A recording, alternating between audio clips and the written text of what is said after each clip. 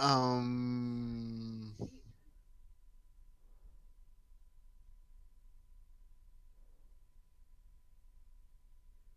we did the thing, and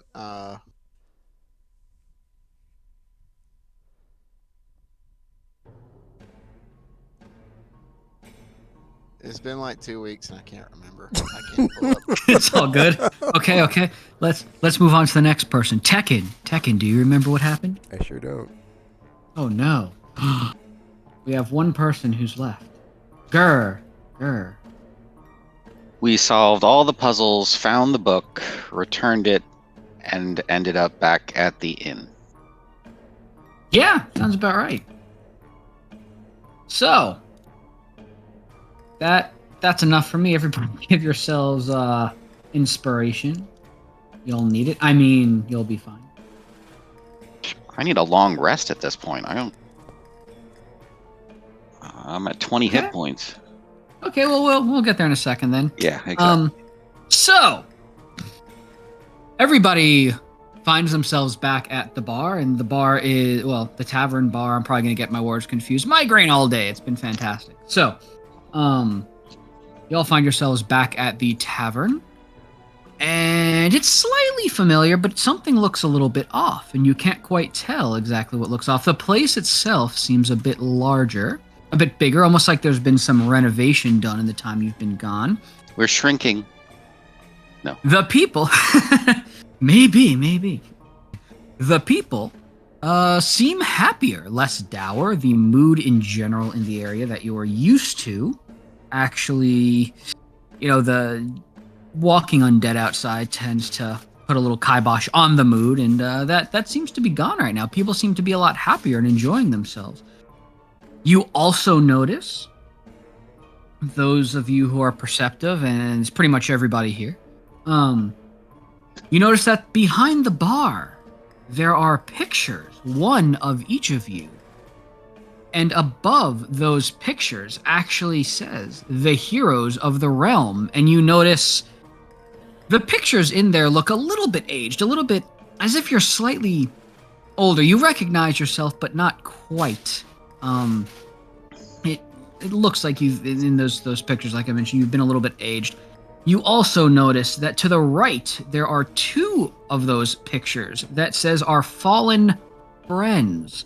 And you see Sax and Kit are in those photo frames. And you look around and you notice actually that Sax and Kit indeed are not there with you right now.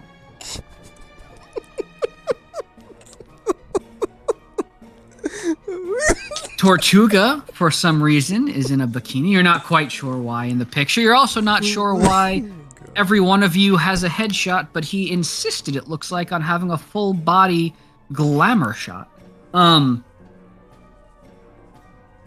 So, yeah, that is where we're going to start off. It seems everybody is happy. You see that, like I said, heroes of the realm, your pictures are underneath there. And as far as you can tell, Kit and Sax are not there. And as soon as you pop back, and as soon as you appear in there, the tavern keep says, the heroes. Yes. Free drinks as always, as has been. Just let my assistant know what you want. And you look over to the side, and there seems to be a small fox that's got a little sign that says assistant. A little tiny pin, and it's running back and forth, quickly serving drinks. And you all get the distinct feeling something is amiss. Well, I would ask what year it is. However, I don't know if that information would help me, since I don't know what year it was. I have thought about this, actually, because I figured this would be a question that would come up. And I realized I never put a year on anything. So I'm going to be incredibly vague and say, you realize, it seems, based off of signs and posters that are around, it's a few years in the future from where you remember originally entering the library internals from. We won! Woo! Heroes of the Realm! Oh yeah! I knew we could do it. Our work is done. It's like, we already did the thing. Isn't that great? Suck it, Magpie, because you're dead. We already killed you. Woo! Tekken, as you say that, you are suddenly swarmed by about 20 people screaming your name happily. And they're all pushing notebooks and pens into your face, requesting signatures. Oh, hey, people. And I just proceed to sign all the autographs. A few of them say, "Oh, he did this time! This is the first time! Change of heart, Tekken?" And they start trying to give you some money. Tech, Sax normally charges for you to do that. Well, Sax isn't here, so he'll never know about this. It's all mine. I bring out my alms box and start taking the money for him. Oh, so are you acting as Tekken's collector in this, or is Tekken going to attempt to grab the money himself? Yeah.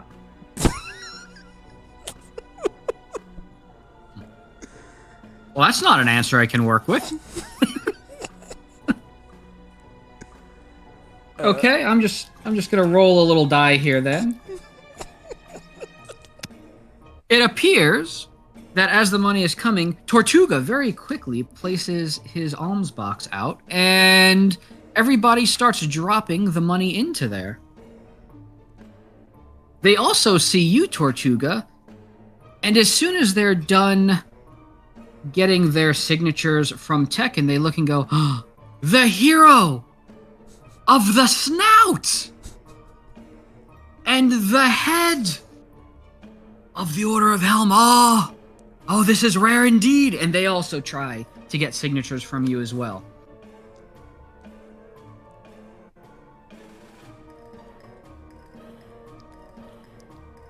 I bring out my alms box and take all their money and sign everything that they give me, even Oh, babies they and are not paper. they are not in any way, shape, or form Yeah, offering you everything. money. They only offered Tekken money.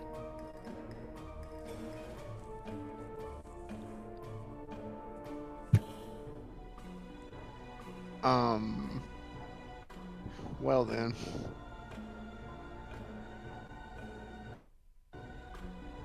That's sad. Okay, so as Donations for the poor.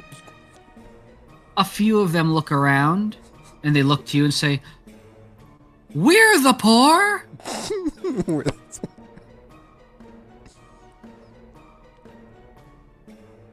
And those few wander away, and you're wondering what they're doing at a bar if they consider themselves poor, but they appear to be pretty happy there. So yes, those people have dispersed now, seeming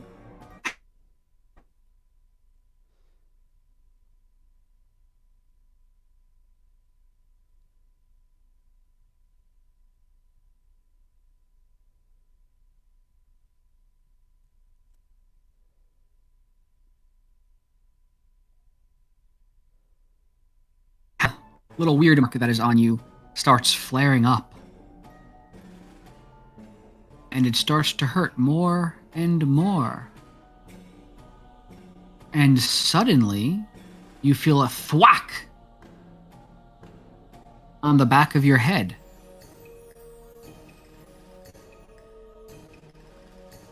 Everybody roll for initiative.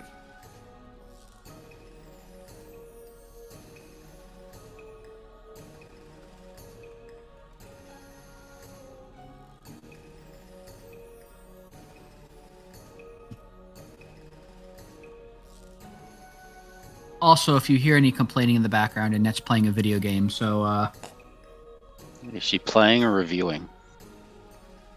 Hey, wife, are you playing or reviewing? She's reviewing, so there's going to be more grumbling than normal. Yeah, that's what I figured. Yeah.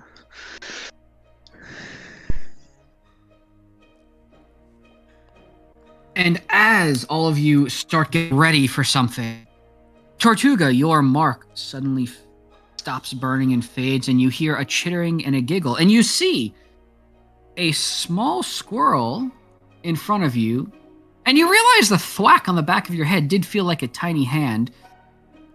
And little squirrel looks at you, Tortuga, and looks at all of you who suddenly went on the defensive and says, "Ha! Still falling for that, huh?" That was the wrong voice, but I'm going to go with it anyway. And, you see a small squirrel creature in front of you dressed up slightly in what you're used to seeing is roguish robes. And for some reason, you know that this squirrel's name is Chip. And Chip looks at you all and goes, "So, what's on the docket for today, everybody?" I'm thinking about the squirrel from our Cyberpunk campaign. Time travel, apparently. Or interdimensional.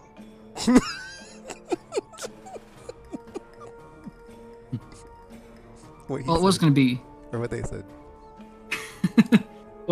was going to be one thing, and then I saw tiger squirrel. I'm like, nah, squirrels. I like squirrels. So we're going with that.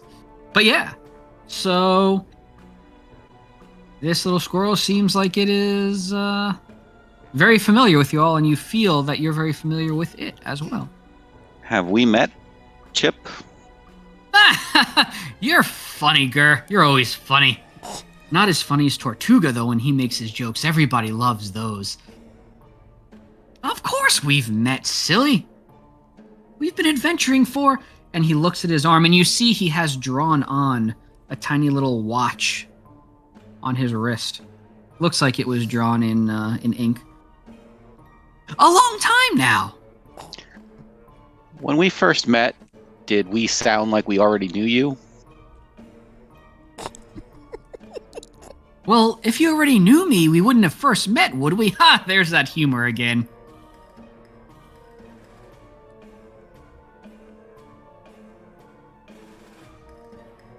This all makes perfect sense.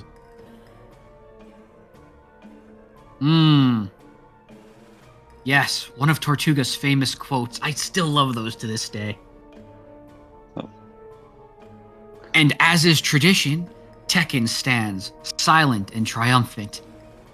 And he claps his little tiny paws together.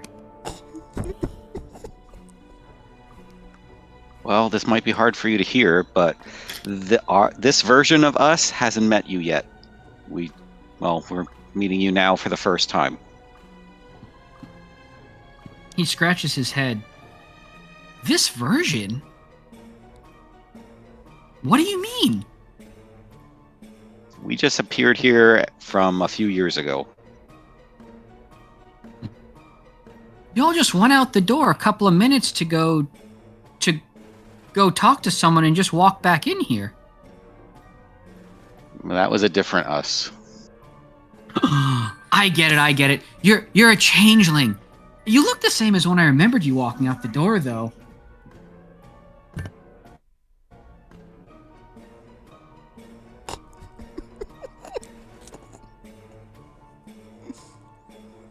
Oh, God. Though I have to say, it looking at all of you in such a small amount of time, some people getting quite angry in the background at a game of poker you assume is being played. But yes, you walked outside and you looked okay, and you come back in and you all look kind of banged up. Did you not take me on an adventure again? I thought we had a talk about this. You might want to go get some rest.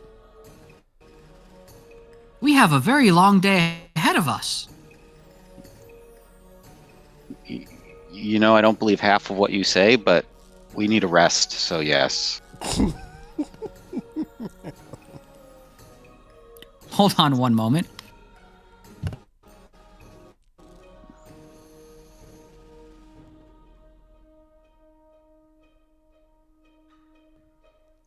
Can we nap, please? Yes, Yeah, everybody can go take a long rest. Yes, yes. And while you take your long rest, I am going to go see what Annette is yelling about. One moment.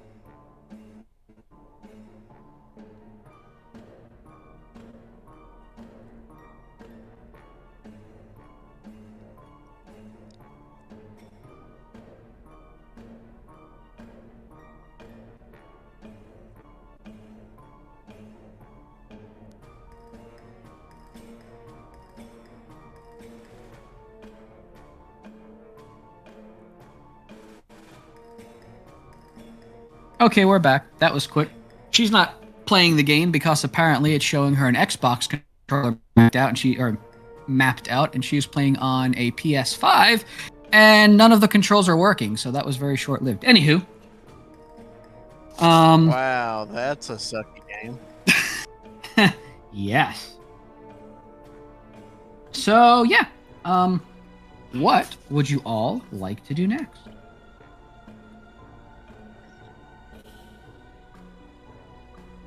Well, I I'm would gonna cook complain about everybody trying to breakfast. explain this to someone with the brain of a squirrel, but it's been a year, so I should get used to it. It has definitely been a time. Yes. So, yeah. Some more people run up to Tekken, asking for some signatures. Do you acquiesce, Tekken? Of course. Sweet. They get some more of your signatures, and they run back all happy, and it looks like they're giggling with their friends, and they're all excited.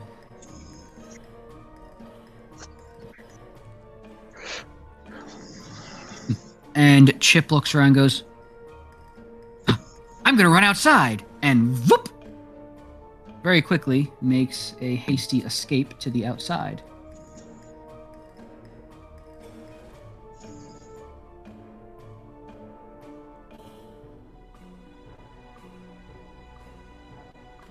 You hear a come from the outside. It doesn't sound like Chip. It actually sounds like a couple of people screaming, but I can only do one voice at a time. I'm not going to go, in some weird sort of way. So it sounds like there's a bunch of screaming that comes from outside. The inside of the tavern does seem, nice and calm and safe.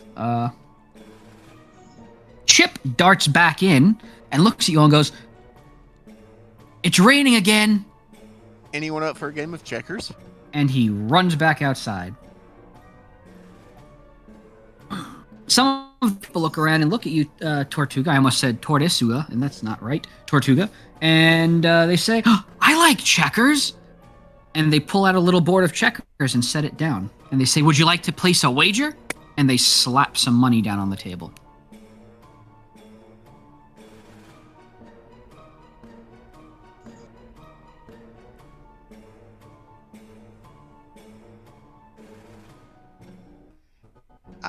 Take the money back up that they just slapped down, and I say, no thank you, I have to go save the town.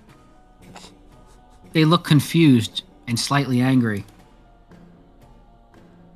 That's okay, I haven't given my donation to Helm yet. That can be my donation for this week. Good.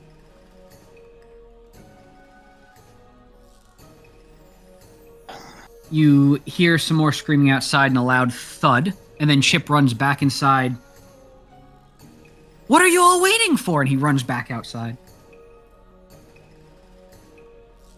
I guess we'll go outside and deal whatever is fighting outside this tavern door again.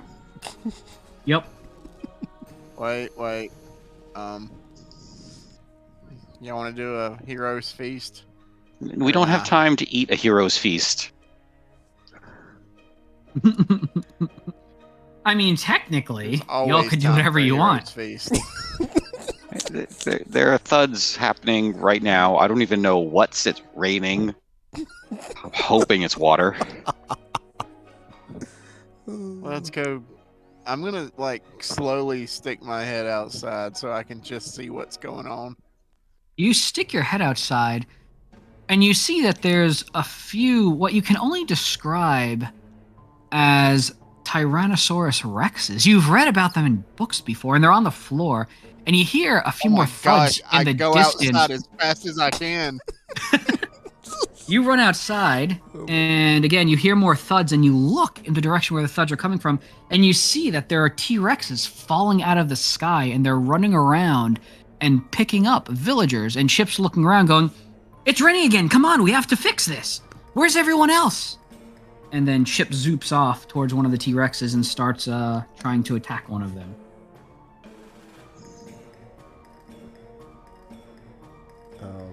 It's raining T-Rexes and the squirrel wants to fight one? What? I don't know what happened, but I'm sure Tortuga broke time somehow. This is awesome.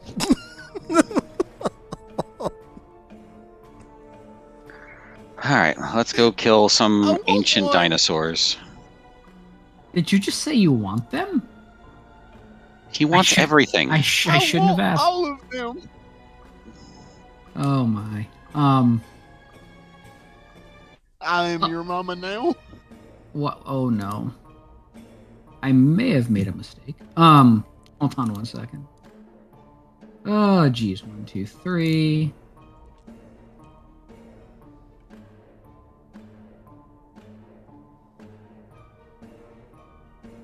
Okay.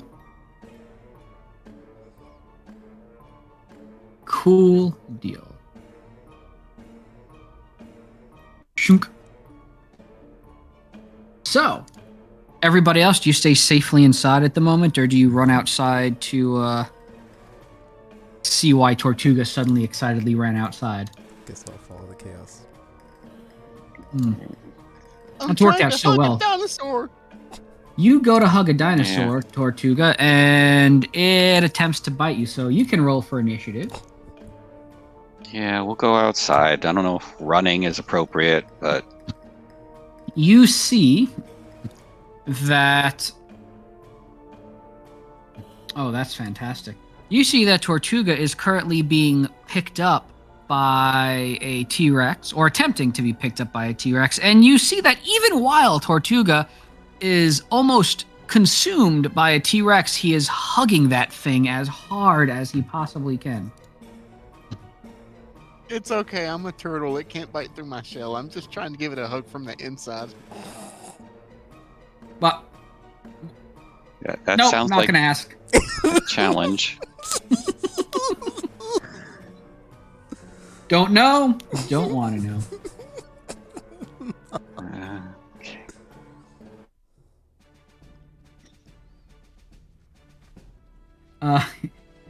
Let's see. So we have Tortuga at 5. Would everybody else like to give me a roll, please? Okey-dokey.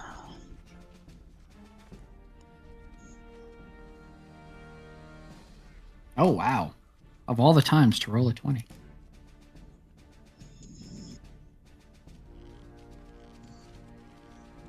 And Tekken. Nice. So, we're going to start off with... We're actually starting off in this case with Tortuga, since Tortuga sort of initiated it by running up to the T-Rex and hugging it. Oh, he started it, yeah. So as this happened, Oh, I most definitely started this. you hear thud, thud, thud, and you notice there's one T-Rex in front of you, and you are now surrounded by 3 more behind you that have walked up to see what the first one, we're going to call it the Huggy, has gotten itself into. What would you like to do? I would like to roll for animal handling. Okay. And what are you attempting to do? I know the answer to this, but I need you to say it. Handle the animal, obviously.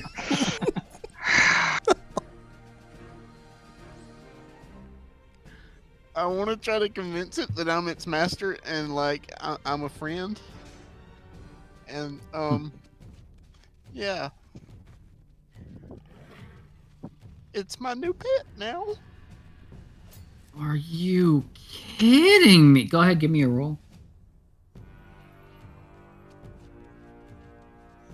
Come on, dude, you had to see this coming. I guess I should have. So yeah, give me that animal handling roll. Holy crap! And now what I'd like you to do is, in character, explain how you go about trying to do what it is you want to do. Well, you said it's got me in its mouth, so I want to reach up and start petting its head and say, "Who's a good dinosaur? Who's a good dinosaur?" So, we're going to set the scene for a moment. As Gur and Tekken wander outside of the tavern, they noticed that Tortuga is currently in the jaws of a T-Rex, and despite their better judgment, they decided to go run up and try to help out. But as you got even closer, you see that more of these dinosaurs have surrounded the singular dinosaur that has Tortuga in its mouth. But you notice, even from a distance, because you are all quite perceptive and you are used to the kind of hijinks that Tortuga gets into, you see Tortuga reach up and start gently petting the T-Rex's nose, while Tortuga is currently grappled by the T-Rex. And you're not sure what Tortuga is saying, but you're pretty sure you know deep down what Tortuga is saying. And you see the eyes of the T-Rex glaze over a little bit and a snort come out. And then the T-Rex makes little tippy taps with its feet. I say little, but they actually go bong, bong, bong. And unfortunately, there's a few commoners who are kind of running because they see dinosaurs falling from the sky. One or two of them, unfortunately, ends up underneath the foot of this T-Rex as it gets all excited. But the rest of them seem to make a hasty escape.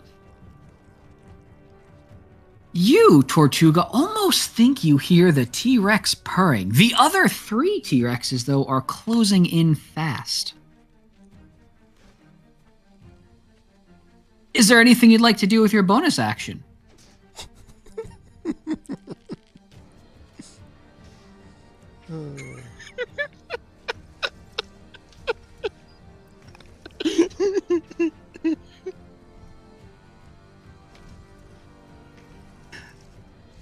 I'll take that as a no.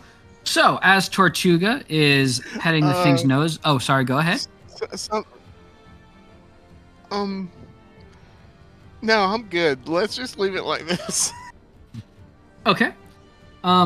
Next up is the T-Rex that has you in its mouth. It, like I had mentioned, snorts, and you're pretty sure, again, because of your animal handling, that it's a happy snort. And it looks very excited, and it tosses you into the air towards another one of the T-Rexes.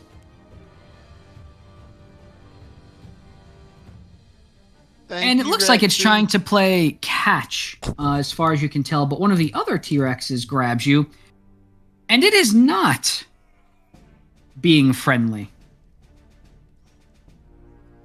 And it attempts to bite down on you.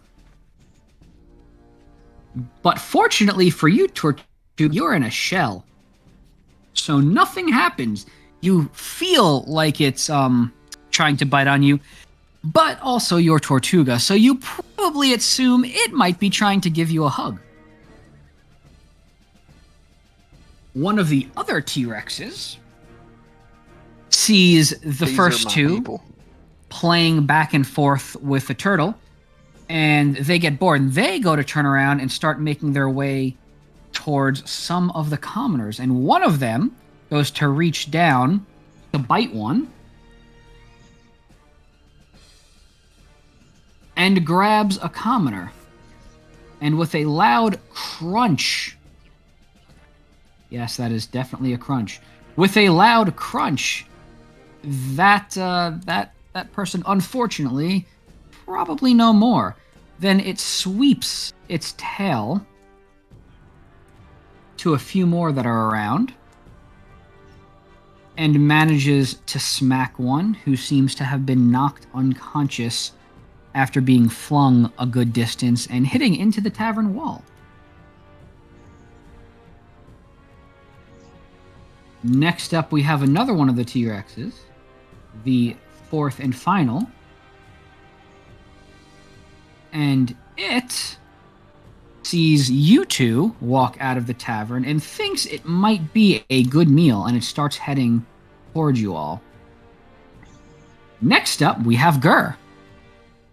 Gur, you see that there is one of these dinosaurs that currently has Tortuga in its mouth, and you see there are two more that are Tortuga would call it playing, but they are attacking some of the townsfolk, and then you see a fourth one that is making its way towards you and Tekken. What would you like to do? Well, I probably should go and save Tortuga, but there's the one. Can I save the townspeople, or do I have to deal with the one coming at us? Oh, that's entirely up to you. I will save the townspeople. Sounds good. So you're going to go after. There are two that are near where Tortuga is. Yes. Yeah, you can make it. I would say you might have to take a dash as a bonus action. I will take a dash as a bonus action then. Cool. You make your way over to where they are. There is one of them that has Tortuga in its maw, and there are the two others. They have their back to you right now, that are attacking the townspeople. Well, and the last one that has Tortuga seems to be distracted with Tortuga. Sorry, go ahead. I will save the townspeople.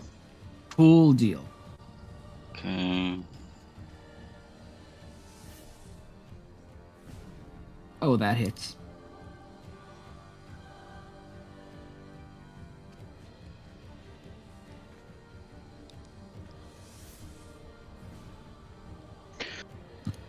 Do I get a sneak attack? You know what? I'm going to say that Tortuga being in the mouth of one of them counts as an ally being close by, so yes.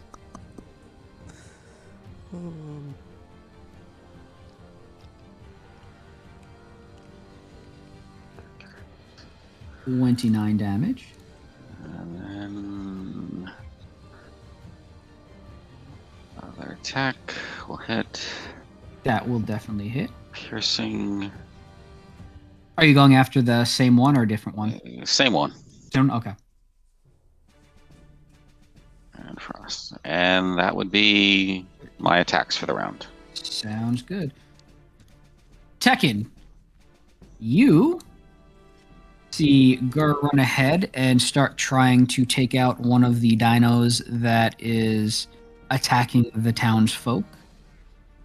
You see Tortuga has been tossed to another one of the dinosaurs. And Tortuga, you can still hear giggling from the distance. He does not realize he's in any danger whatsoever. What would you like to do?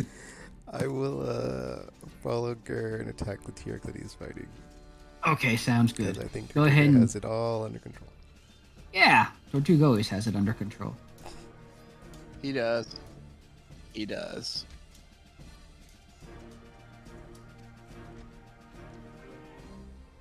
$17 will hit.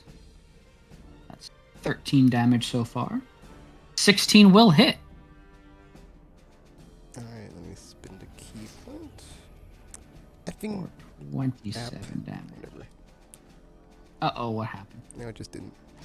I guess I had it open before I did my long rest, so it's like my stuff is not... Ah, you just need to refresh. Yeah. Oh, okay, well, let me just spin the key point and do more attacks then. So after you punch this thing, you hear a snap and realize one of the legs has been broken. Nice hit. And you also notice that it's bleeding profusely. That'll hit. For 9 more damage. Does that hit? That will hit. All right. And that's my turn. For how much damage? 15. Nicely done. Next up, we have the first T-Rex that originally was the one that Tortuga animal handled. Pet. Soothe. Rexy. We're going with Soothe.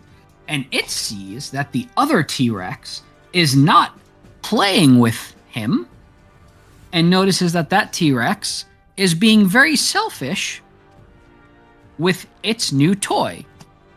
So it runs over to that T-Rex that is currently holding Tortuga and goes to bite down and hits.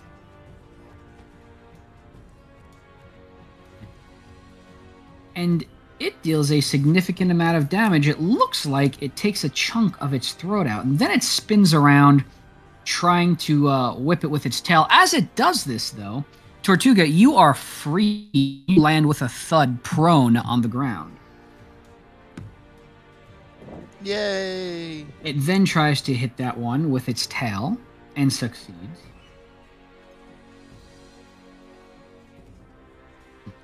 And with a loud crack, the tail makes contact with that T-Rex's, let me make sure I'm applying this to the right one, the T-Rex's neck. And you see that T-Rex just fall over with no light left in its eyes anymore. And that is that T-Rex's turn. The next one, it's dead. The third one continues going after some townsfolk. And somehow it gets distracted, probably by that one T-Rex falling, and it turns around. The next one, the fourth one, sees that Tortuga is now on the ground and goes to try to pick Tortuga up. It attacks with advantage because Tortuga is prone, and it actually hits. Tortuga, you get bitten for 25 damage. Yeah. And you are now grappled by this T-Rex. It doesn't swing anything with its tail. Well, it goes to, but it almost looks like a happy sway of its tail. It doesn't actually hit any of the townsfolk. And now, Tortuga, it is your turn. You're currently grappled, meaning you're restrained. However, that does not preclude you from attacking the T-Rex that you are currently grappled by. I mean, you could attack other things, but they're a good distance away and you can't move. What would you like to do?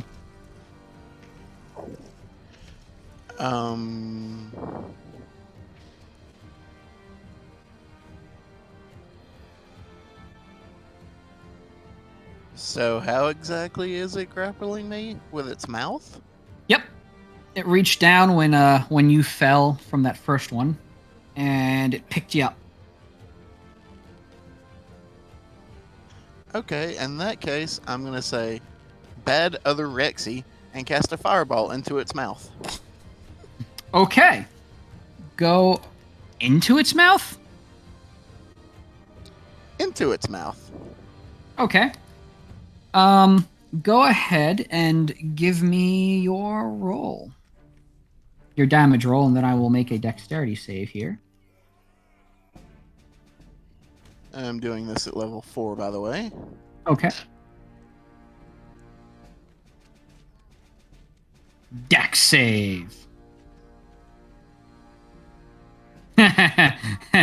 It's a giant thing, and it can't move very fast, and it's a big fireball. It's not going anywhere. And it was cast down its throat. I'll give you that. So, which is the T-Rex that has you. This is the T-Rex that has you. T-Rex number 4. Yeah. Yeah. T-Rex number 4 takes 28 damage. And then there's a larger kaboom from the fireball that flies outward from the T-Rex. And there are, again, townsfolk that are currently around. Luckily, some of them managed to move out of the way. A few others are less fortunate and seem to be slightly scorched by a little bit of the blowback, we'll call it, from the fireball. They'll probably need medical attention in the near future. But you have dealt I can damage to handle this that. T-Rex, and it seems not happy. Next up, It shouldn't be. It bit me in a not huggy way. So I'm going to spiritual weapon it too. okay, go ahead and give me that roll. Aren't all bites non-huggy? That is a roll. That is a hit.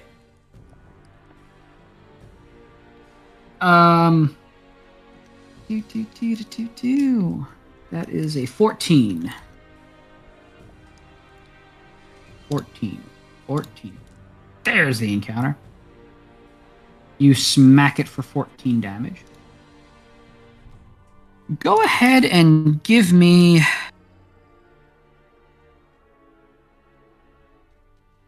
Where are you hitting this with your spiritual weapon? The head, the arms, the body, the tail. On the skull. On the skull. Okay. Do do do do do do do do do do. Okay, it feels like it wavers on the bite, and it opens its mouth for a second when it gets hit on the head, but then it quickly reaches down and catches you again before it has a chance to let you fully go. Next up, you see Chip dash in from the distance, and he holds up a tiny little paw, and you see a weapon, looks like a small little blade, form in its tiny little hand, and with a thwip, it chucks it and hits the T-Rex, dealing some damage.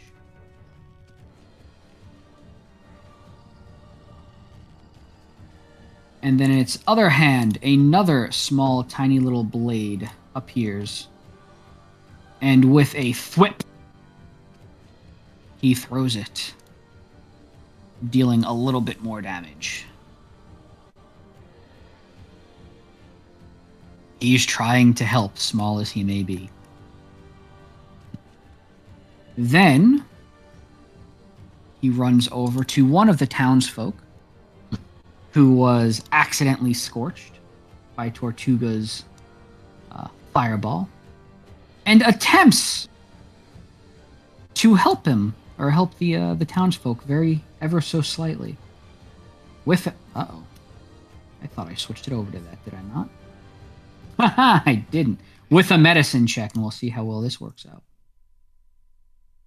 Oh, pretty well. He goes over and seems to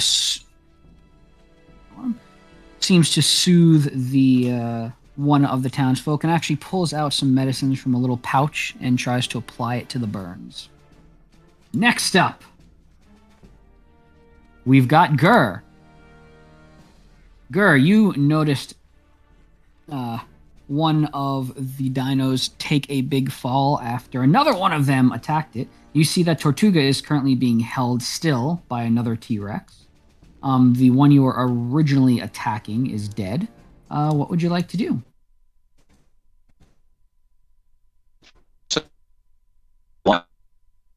Right? Yes, that one has not been attacked by anyone yet. It's mostly, well, there's two that are on the townsfolk. One that was using its tail that currently has Tortuga.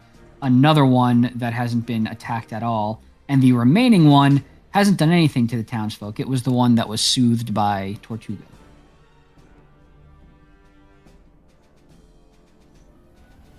All right, so I can attack the one holding Tortuga Is that to a- try to free him. Yep, and that will still allow your sneak attack because there's Tortuga. Close enough by, as far as I'm concerned. 19 will hit. That will hit, definitely. Da-da-da. 4. 12 damage. And 2 more of that. Another. And a sneak attack. Yep, 27. So, And now 39 damage. 39. 41 damage so far. Wow. yes. So there's the T-Rex that originally held Tortuga that's not doing anything. Yes, And then there's the other T-Rex. correct. That other T-Rex is getting whales from the grave. Okay. It's 10 necrotic damage. oh nice. I just need to keep track on that. I forgot, because normally you send undead things at us that that won't work on. Okay. Another Frostbrand. As far as you can tell, the undead problem seems to have been solved. 22 will hit. You also notice that the first T-Rex that you hit is looking much worse for the wear. Its skull seems to have been shaken and rattled. So 22 for 9, that is 14 damage. And now the other sword. 14 damage, that'll hit. And 10 more damage. 24 damage. Nicely done.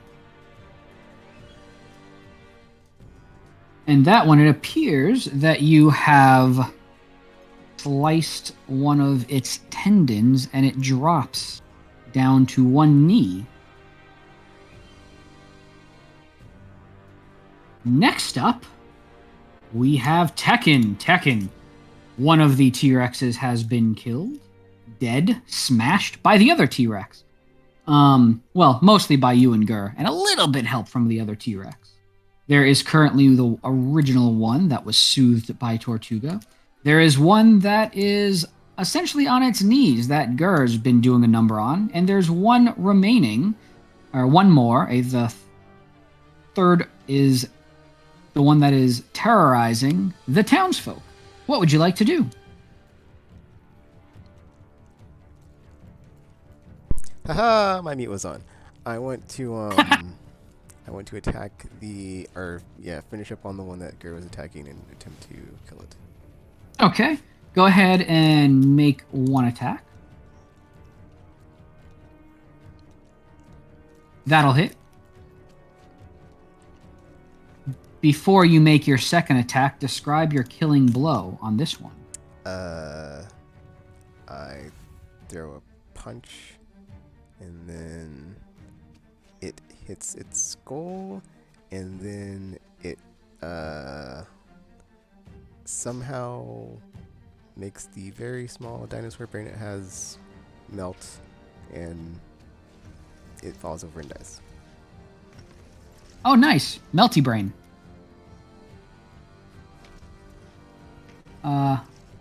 So that one falls down. You see you know that you have mushed the brain significantly because as it falls over, a little gray matter pours out of its ear. And the T-Rex that currently has Tortuga, you see look in your direction, and it opens its mouth to let out a loud roar. And it drops Tortuga onto the ground. Tortuga, can you give me an acrobatics check?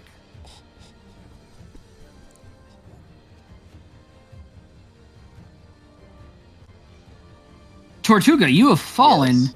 and you are prone on your back at the moment. But you are no longer in the grasp of the T-Rex, so that's good. Okay. Tekken, you have only made a single attack. There are currently 2 dinosaurs remaining. There's the one that Tortuga soothed, and the other one that has only been slightly damaged by, from what you could tell, undead whales that you probably attribute to Gur. I'm going to attack the slightly damaged by undead wells one. It's a smart choice. Go ahead and give me that roll. That will hit. Okay, spinning a key point. And unarmed strike time. Nice. So 22 for 8 damage. That is 21 damage. Alright, that's Oh, pretty geez. 21 damage. 35 damage. Nice. Okay. Next up, we have the T-Rex that originally had Tortuga. Tortuga, it sees you fall to the ground, and it decides it is unhappy that it parted with you originally, and it's got jealousy in your eye, or in its eyes, not your eyes, its eyes, and it runs up towards you, and it tries to pick you up, albeit painfully. Yay, Rex, he came to help. Slightly painfully. Yes, painfully. 38 damage is dealt as it crushes you and pierces your soft underbelly. Your shell does protect you from some other damage. And you are now grappled by this T-Rex. It does, again, because you like animals so much, you do get the sense that it feels a little bad for accidentally hurting you, and it releases its grip ever so slightly when it realizes it harmed you. It then goes to swipe its tail towards Gur. And it, wow, hits. And Gur, you take 24 damage.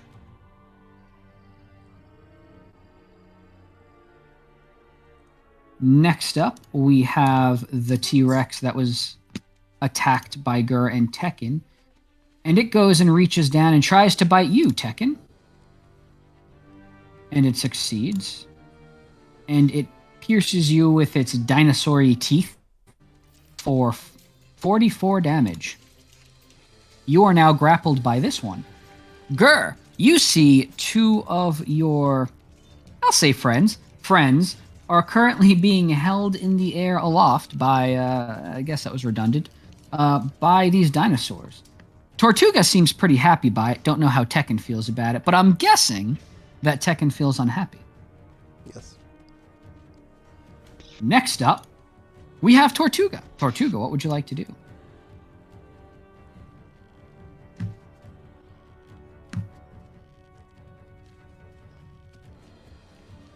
So there's another one besides the one that's holding me up in the air. There's two. There's the one that's holding you up, and then there's the one that's holding up Tekken.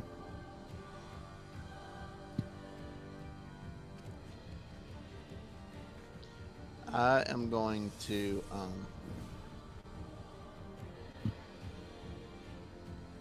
let's see.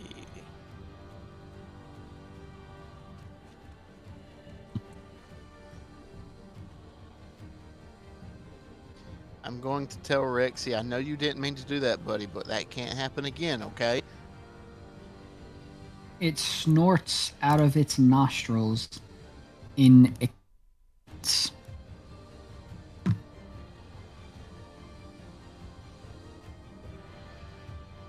And then I'm going to fling a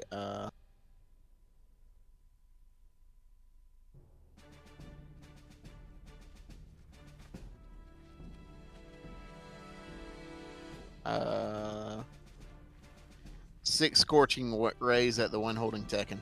Oh my gosh. Okay. Go ahead and make those attacks.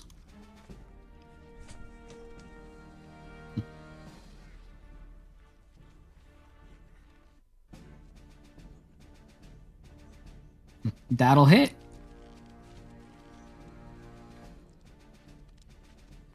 For 8 damage.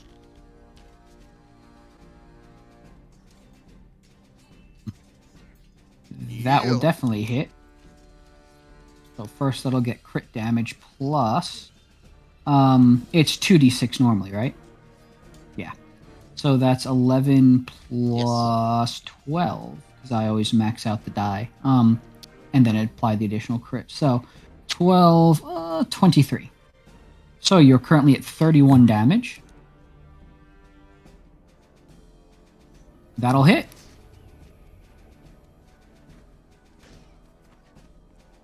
$39 damage. I've kind of lost count. How many am I up to? 3.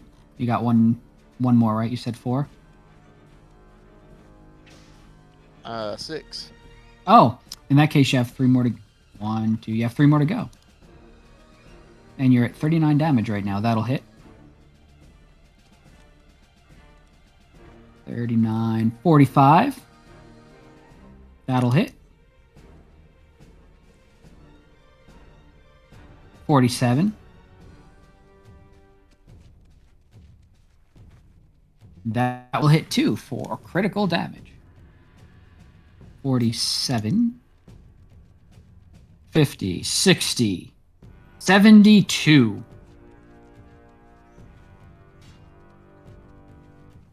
Final Then I'm count, gonna smash it in the face with a spiritual weapon. 72 damage. Go ahead and smash it in the face with a spiritual weapon.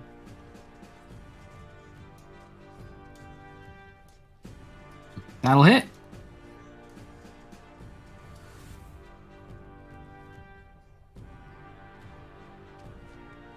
Go ahead and describe the killing blow.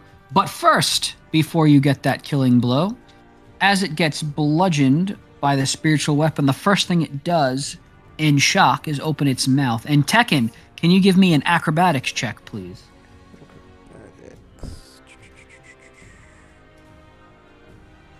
Oh. Nice. You land on your feet.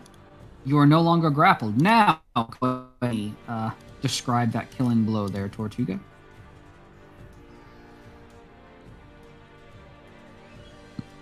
Tortuga winces ever so slightly as the spiritual weapon he commands it to smash into the small little walnut-sized brain of the giant Tyrannosaurus Rex, as he was hoping to have a pair of them and somehow have a sled behind them as he mushes them along throughout the town. As is tradition. Okay, is that your turn? He's pretty sure he can settle for one, but he would have liked to have two. Okay. Well, there's one remaining, and it's still holding on to you. And you see At Chip the end of go... my turn, I'll say, Rexy, can you put me down, please? Go ahead and give me an acrobatics check.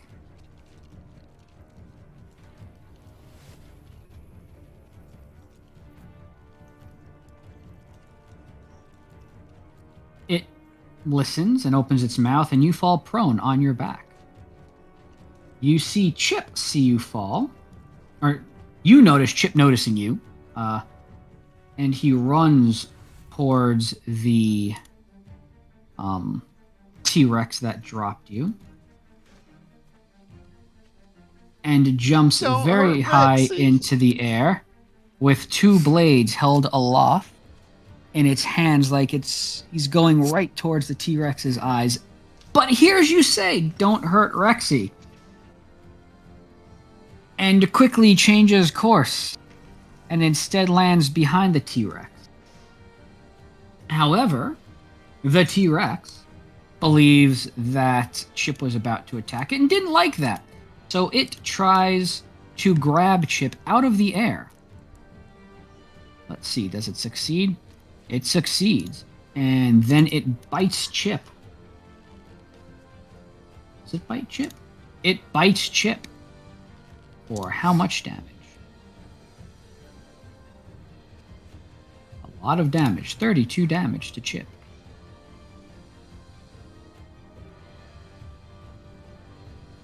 And Chip is now currently grappled by this T-Rex. The T-Rex itself doesn't seem to want to do anything else at the moment. Gur, it's your turn. You see that 3 of the T-Rexes are down for the count. You see there is one more that currently has Chip in its maw. And you see and hear Tortuga still trying to be friends with the remaining dino. What would you like to do?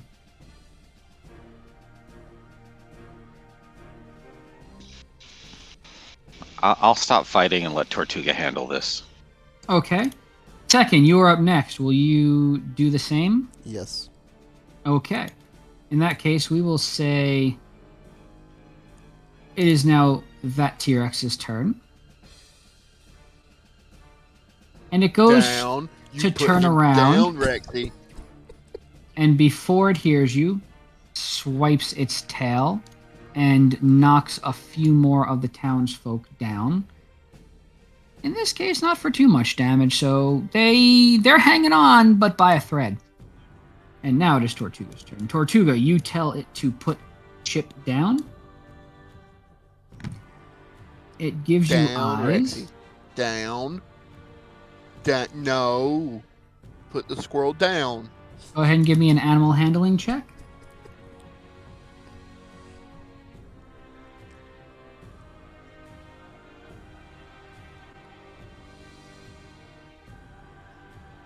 I do lucky. Hold on 1 second. Okay. We'll go back to just a nice little... Yee. It shakes its head from side to side and tosses Chip up and catches Chip again, like it is playing with Chip.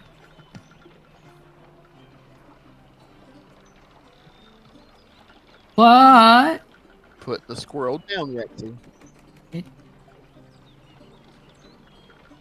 it gives one more little bite to Chip, dealing how much damage?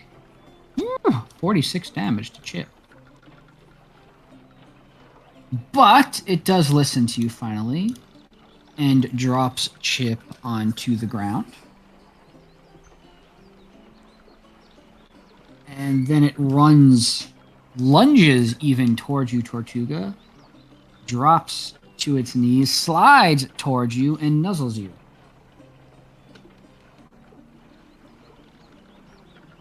Good boy. Good, Rexy. You all look around and see that there are quite a few townsfolk that probably could do with some healing. You see that there are others that have escaped, and Chip looks around, looks to you, Tortuga, and goes, "Hey, thanks for that. That wasn't very comfortable."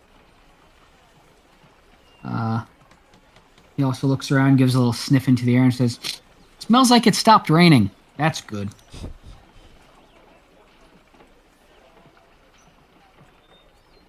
Some of the townsfolk seem a little annoyed at the fireball, but are happy to be partially alive instead of not alive.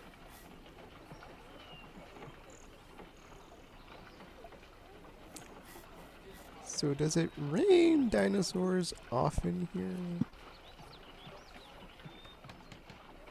Oh yes, quite often. Ever since the event, you all remember it. You actually all notice the sky seems to be not the normal blue color you're used to, but kind of a sickly green. Though the rest of the area doesn't. It feels like it's the nice blue sky, but looking up, you notice that it looks kind of like a greenish, purplish haze. But it does not seem to reflect into the area itself, into the atmosphere, like you normally would have seen if, let's say, the sky got dark. But yeah, Chip answers to you that yes, this happens once in a while. We get the rain, we get the floods sometimes. Sometimes the fog comes in. That's the one that I like the least, though you all already know that. No, we don't. While we're just sitting around talking, I'm just gonna say a little prayer of healing. Okay. Casting a spell? Or are you just going to pray and hope that something happens? Okay, cool. So you do that, and the townsfolk see that they're healed. Some of them seem to be a little scared at the sudden change from being hurt into not being hurt. They're not actually used to something like that, you might assume. But they accept it because they don't feel bad anymore. And some of them actually run up to you, Tortuga, because they see, you held your hand up, did some speaking, and then they felt better, so they assumed it came from you. So they actually have run up to you, and some of them are trying to swear allegiance to you. Others are trying to donate to you, give you some money. I take it and give the ones who want to swear allegiance peplants to the Temple of Helm. What was that word you said? Who want to swear allegiance? Oh, pamphlets. Okay. Pamphlets. Sorry, it cut out there for a second. I just heard petlets. And I was like, pellets? Cool deal. They eagerly read it. There's directions that are on those pamphlets, I assume, so they're actually making their way towards the Temple of Helm that you were used to. And yeah.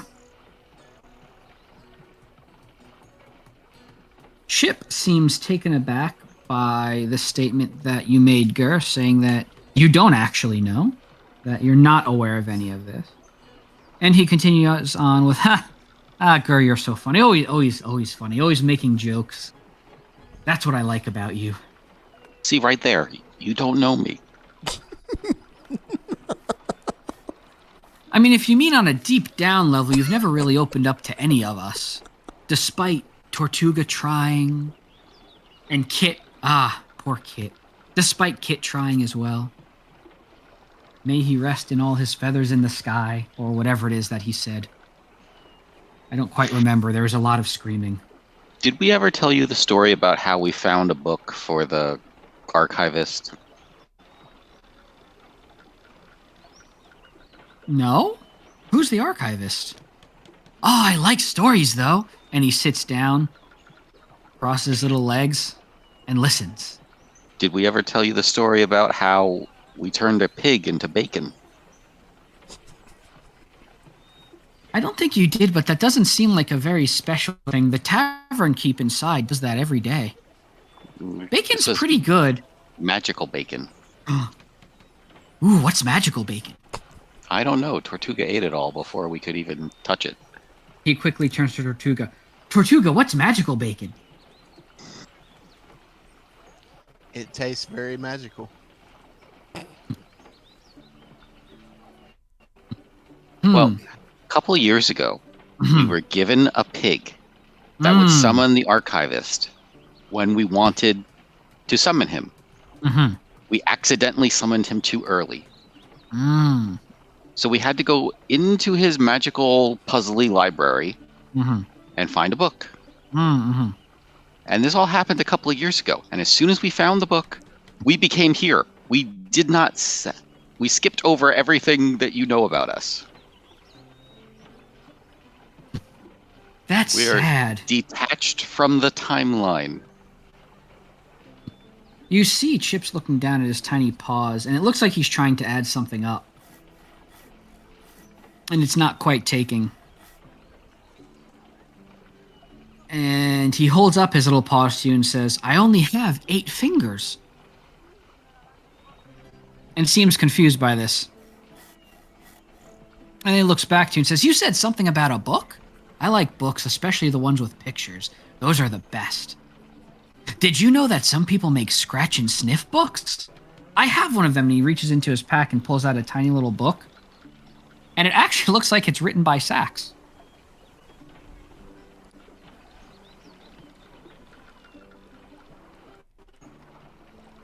But, this archivist and books, what kind of book do you have? Does it have a lot of pictures? Well, Tortuga has some picture books. Does anyone else just feel the need to go buy sports history book? Like No. history of scores and stuff like that?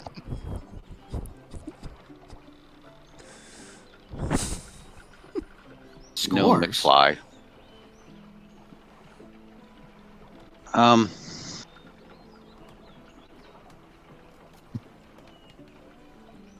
Don't you guys have like your history of you books? Maybe we could look that up and see if pages are missing or something?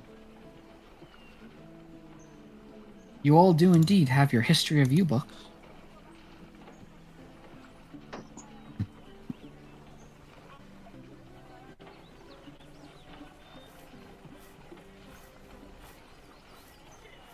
I, I want to look in my picture book and see, how much history is in it now.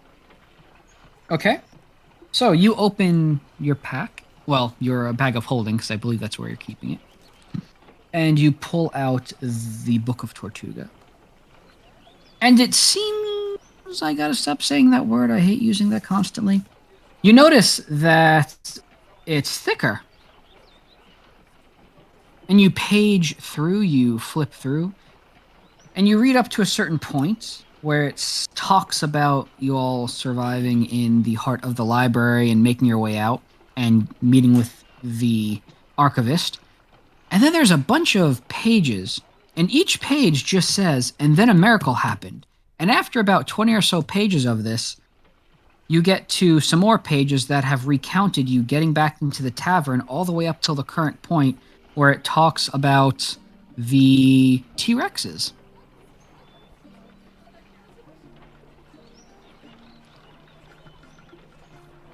Well, that explains everything. Does it?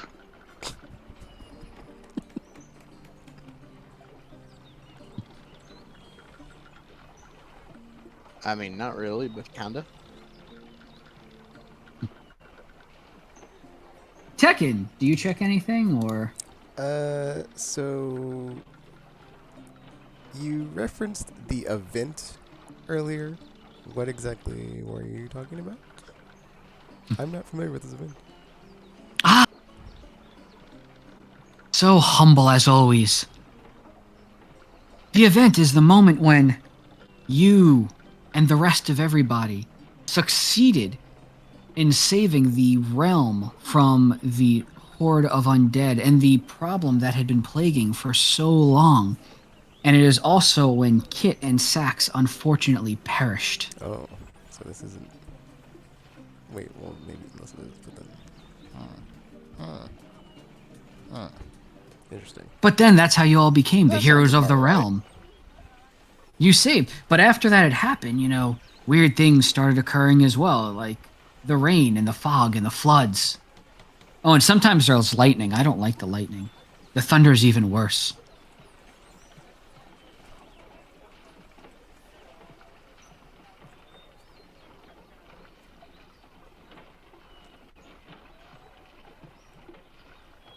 So, But yes, there are many How books did you written do about the it? event. Well, that's the thing. You all, you never described it to me. It was just, it's always been known as the event. It was shortly after that you went looking for some new people to help, I guess, fill the gap of Sax and Kit being gone. Poor Tortuga. I remember you did not take it very, very well. Poor Sax, Kit. The uprising that everybody spoke about that Kit had led calmed down after that. But lucky for me, after all the interviews you did, I was accepted to join your ranks, and we've been together ever since. I don't know much about the event. I was not part of that. I just know that you all did not like to bring it up very much.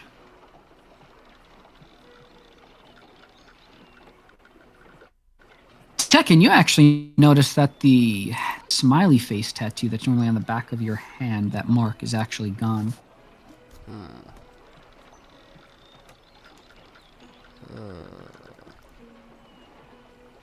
This is weird.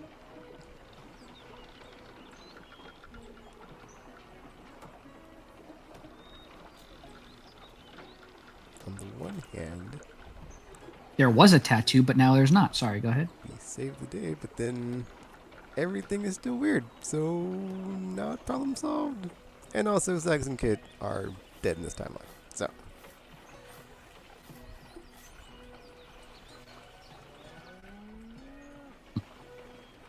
That was a cow moo. That's great.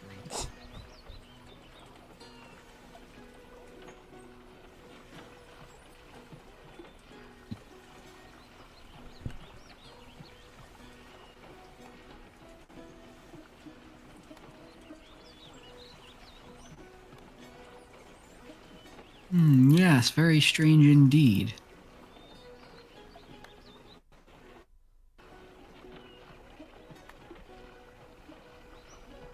How would y'all proceed?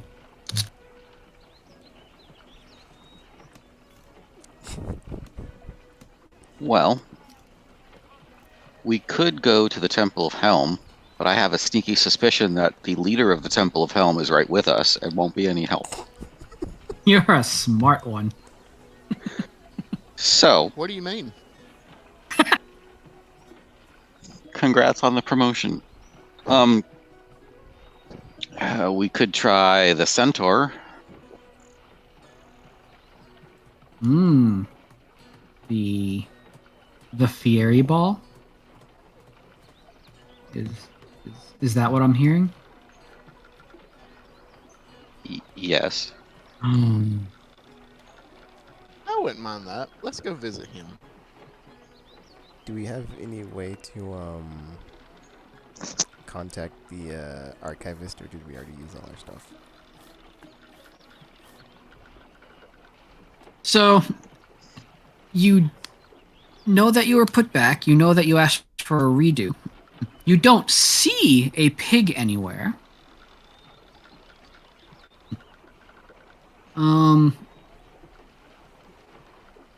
I have a message. You do have message. There is a, if you'll remember, you do have a stone that you remember was attuned to a particular plane. And you all have magic and spells and maybe other people you might be able to find. But as far as you know, as of this very moment, with your current information, you don't know of any way to contact the archivist. Guess we could check Fairy Ball then. And then maybe... Okay. Maybe we need to go by the library and see if anything's changed. Guys, I just realized something. Yes, Tortuga. This rain thing, it's been happening a lot, I bet. Okay. With the T-Rexes. I bet if we go back to the Temple of Helm, the me of this time would already have a herd of T-Rexes that we could use in any adventures that we go on. Oh my gosh. All right, so let's go see the Centaur.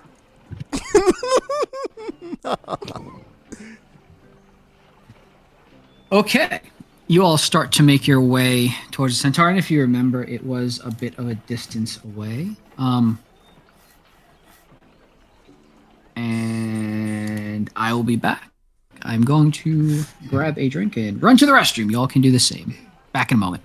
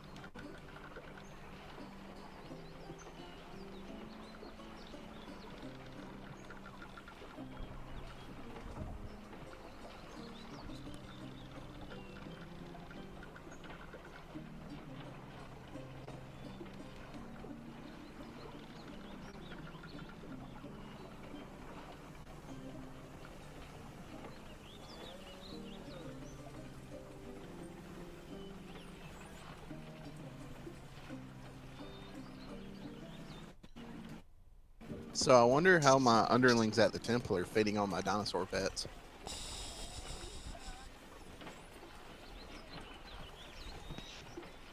I'd be worried that your underlings at the temple were feeding your dinosaur pets.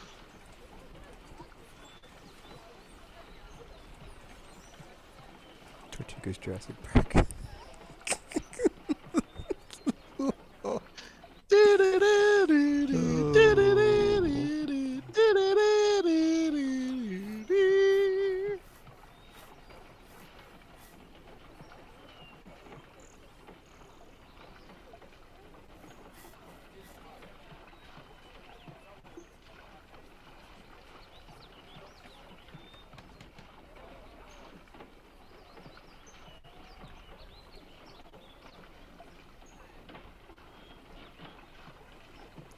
Oh my gosh.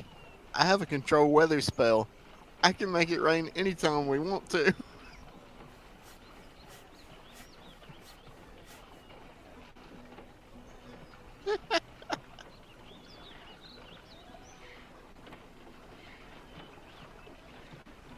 Okay, I'm back. Sorry about. Okay. So you all Got it. decide. If we get into trouble,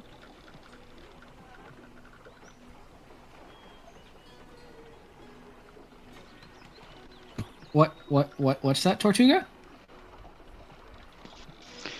He thinks his control weather spell can make it rain T-Rexes. I will neither confirm nor deny what I thought would happen if he realizes this.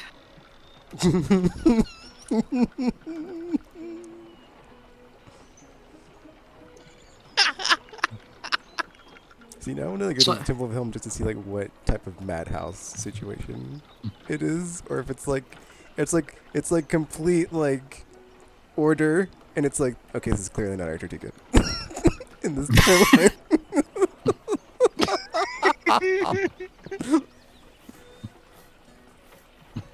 So, did you want to head to the Temple of Helm first, or did you want to head to visit Guy Fieri Ball?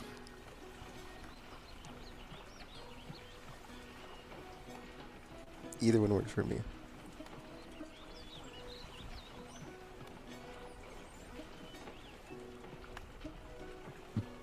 I mean, y'all just let me know where you're going, and we'll go from I'm there. gonna say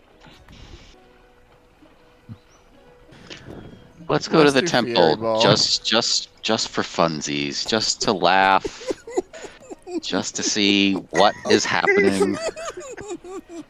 Okay, I'm kind of curious too. here goes. You all walk to the Temple of Helm. And the first thing you notice, normally where there was a large spire at the top of the temple, instead, you see a long pole, and at the top of this pole is a golden spiky shell, which reminds you of Tortuga's spiritual weapon, and it looks like there is a very large relief smelted in gold and silver and a little bit of a bluish stone to give it that hue. The doors themselves, the entryway, the knockers that are on the door are turtley shells. And also, the doors themselves have been made larger, probably to accommodate larger creatures like turtles, possibly loxodons, elephant people, but to make it more inviting. You all open, I assume you open the door, and the first thing you notice is there are tiny little animal creatures everywhere. They are running around the floor.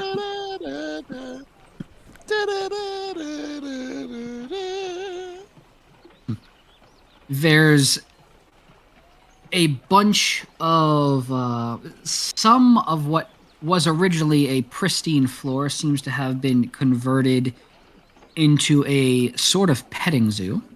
You see that there are a lot of priests and priestesses wandering around, and all of them are dressed in.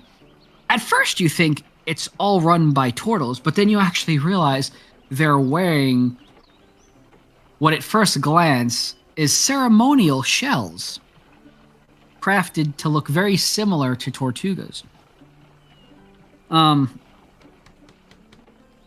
The people that are praying in front of an altar, and you see that they're praying in front the altar itself.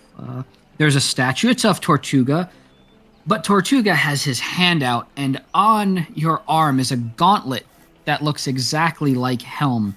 And you look at the ceiling, Tortuga, and you see that there is a large chandelier in the shape of the fist of Helm, and it is pointed towards the ground, hearkening back to the time that Helm responded to your call for help.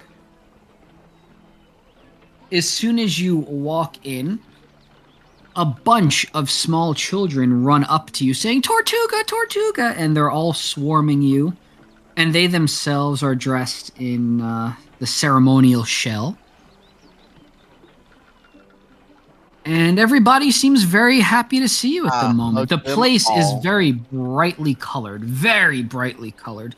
It's almost as if you have walked into some sort of bizarre bad trip. There's oranges and blues and purples all around the place. It looks as if the kids have drawn on the walls, but then you realize it's actually the priests and priestesses that are there. And what they have done is created murals, but they've created the murals in the form of a coloring book on the walls. So it looks like they've actually drawn it with crayon and chalk. Oh, man.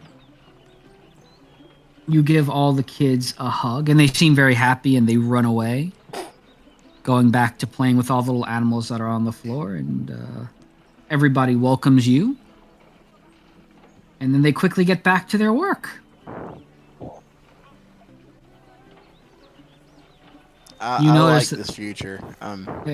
There is who's gonna tell Sax and Kit that they have to die? I don't know. You assume that there's probably a room that is your room now, that used to be. You remember that there was a room you were never out in back when there was the other person that was running the place.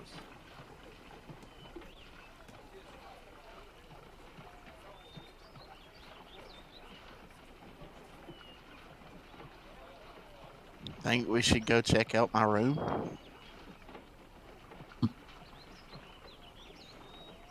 Hey, this is your temple. You just take us wherever you want.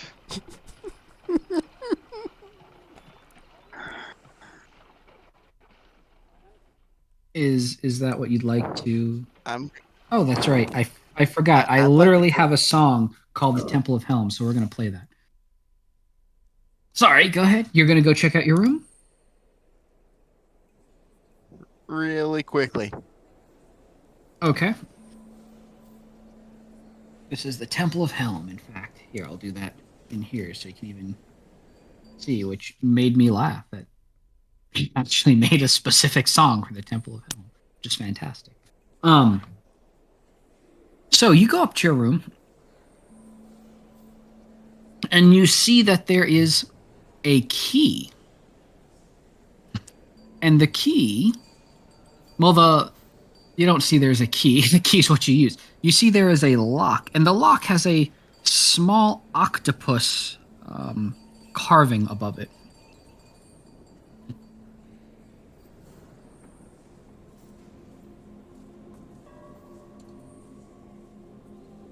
Oh, allow me. Dresden, can you open the lock, please? I don't have the key. You have a Dresden.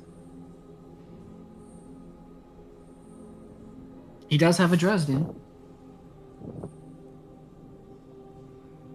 Dresden, can you open this lock? Door, please? Dresden looks at you, looks at the lock, looks back at you, shrugs all 8 of its little arms, and then squeezes itself into the lock, and you hear click, click, click, click, ka-thud, and the door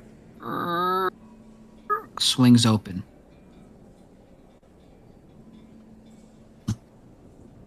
It's dark inside and actually smells a little bit musty.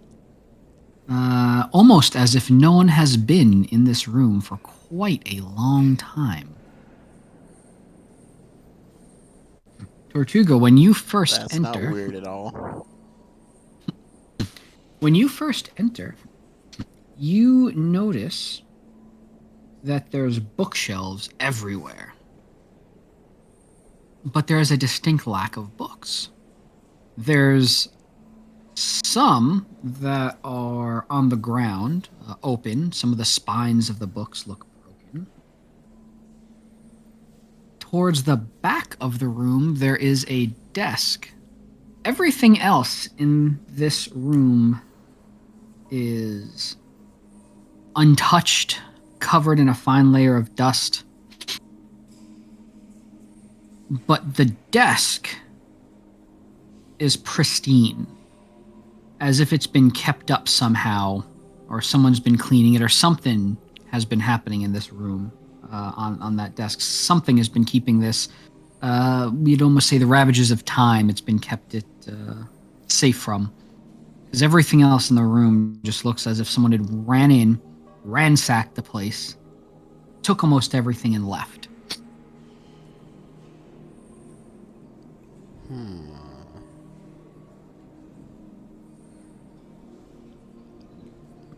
I'd almost say it looks like you've been robbed, but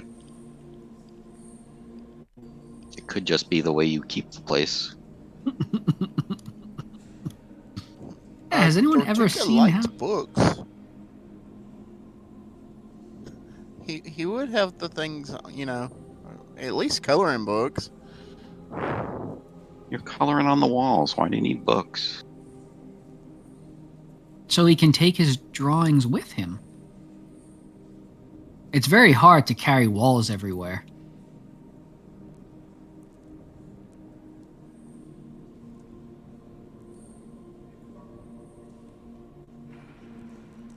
This is odd. I want to examine the desk. Investigate the desk. Okay. You walk over to the desk. Actually, I'm not going to even require a roll for this because you would know. No, actually, I am. Give me an investigation check.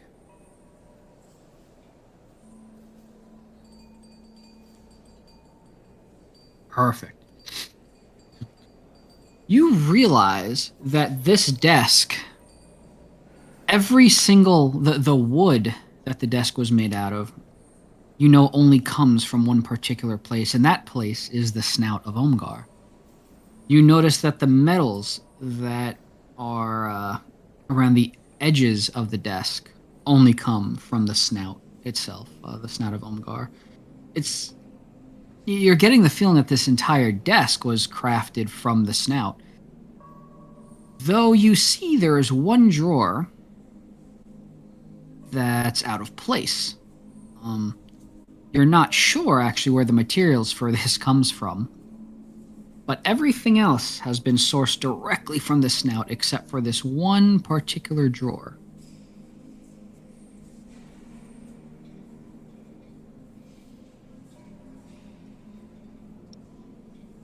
I want to slowly reach down and open the drawer.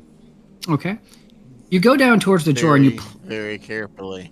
Very carefully? Oh, you don't want to just pull it open very quickly? Come on. You go to reach down to touch the drawer, and suddenly you have a flashback, and you're remembering in the past you came into this room. You snuck into this room by yourself, actually. No one else is around you. And you placed a folded note into the drawer and closed it, and then wandered out of the room. That's as soon as you made contact with this drawer, or with the drawer. Do you want to continue opening it? Yes. Okay. You open the drawer, and there's a loud,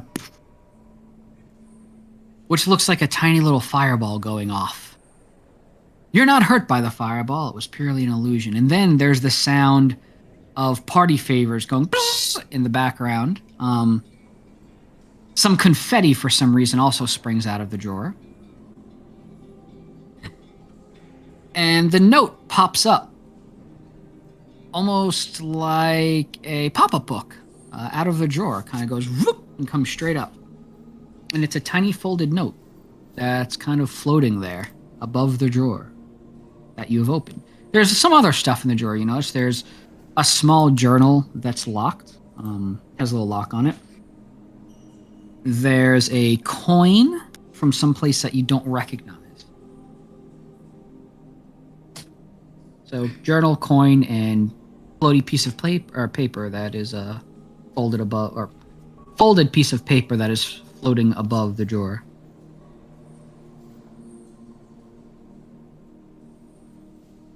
You also notice that the piece I of wanna paper. hand the journal to JC. Oh, sorry. To Gur? Okay. You Yeah, pick up the I journal. wanna hand it to Gur and see if he can open it.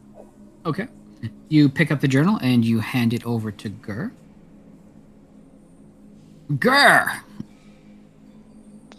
Yes. You examine the lock and realize it's decorative only. I will open the book and hand it back to the turtle. Tortuga, you have received your journal back after Gur has picked the lock for you.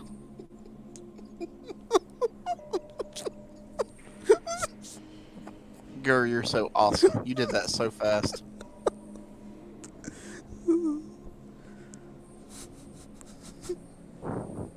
I want to look and see what the note says. You grab the note. And as you grab the note, you have another flashback of you writing this note. You don't actually see what's being written on the note, but you remember writing the note all of a sudden. And you take the note, you open it, and you realize it's written in Tortle. For your eyes only. Oh, good. I can read that. And it actually says at the top, for your eyes only. No one else read past this point. Tortuga only. Secrets inside. And then there's a little drawing of a turtle skull and crossbones. There's a long space in the letter. It's Hey, actually guys, quite I wrote a long secret letter. note to myself. And after you get past where the long space is, it says, okay, good. Only Tortuga should be reading this now. And then you notice it says, to whom it may concern. Probably because you remember when very important things are written, they're always written, to whom it may concern. And it mentions... Hold on a minute, let me prepare to meet Mr. Angry Eye. That's great. You open the note and let me read my notes. Which one of these was a note?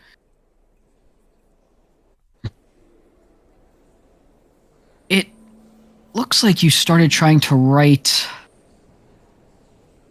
the lines of a song.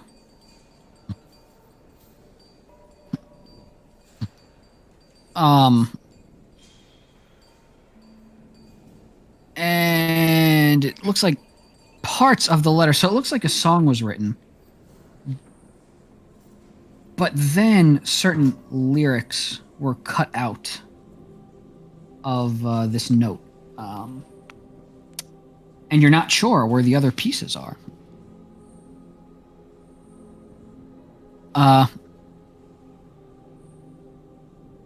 You also realize that in this room, or on this this note, sorry, migraine, there are little it looks like you tried to write an encoded message and all you did was write the words backwards, and you notice this very quickly, but you start reading it backwards and notice it's mentioned something about, strangely enough, Guy Fieri Ball.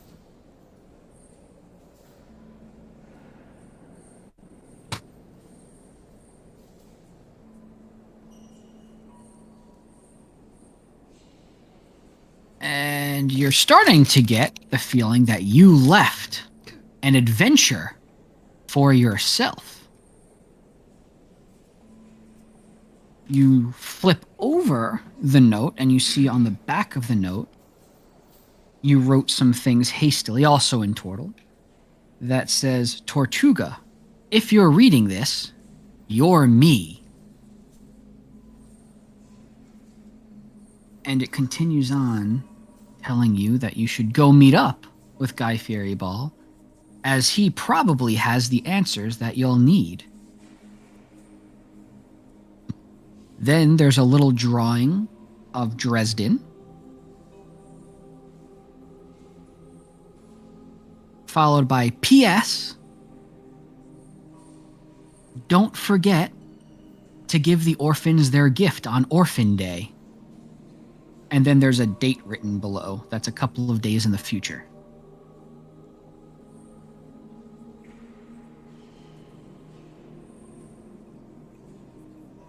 Did I already buy a gift? Because I mean, that'd suck if I didn't.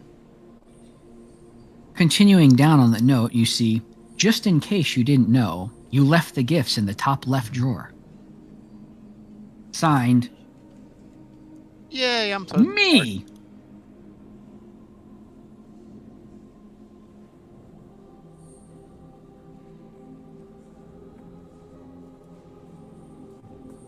Well, guys, let's go see the fairy ball.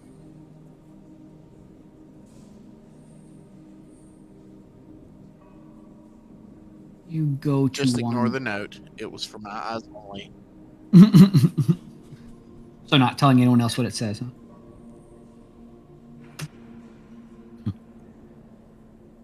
You're taking yourself very seriously. Do you eat the note? Please don't eat the note. I licked the note to make sure that it's mine. It tastes like strawberries, and as you lick it, it almost is like there's invisible ink appears, and it says, "You're welcome, other me." And you remember, suddenly you have a flashback that you sprayed the note with some strawberry juice so it would taste good, assuming you were going to end up licking it looking for more secrets.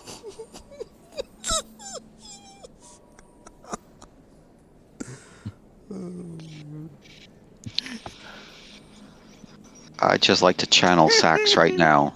He would hate you so much at this point. Me or Tortuga, because equally I could. Yeah, I don't need to specify. I just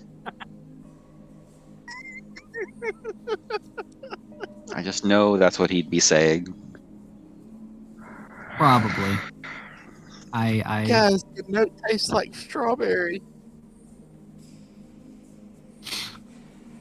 Well, that's good. a little bit more of the words suddenly appear, and they say, "This may taste good, but don't eat it. It was a bad idea."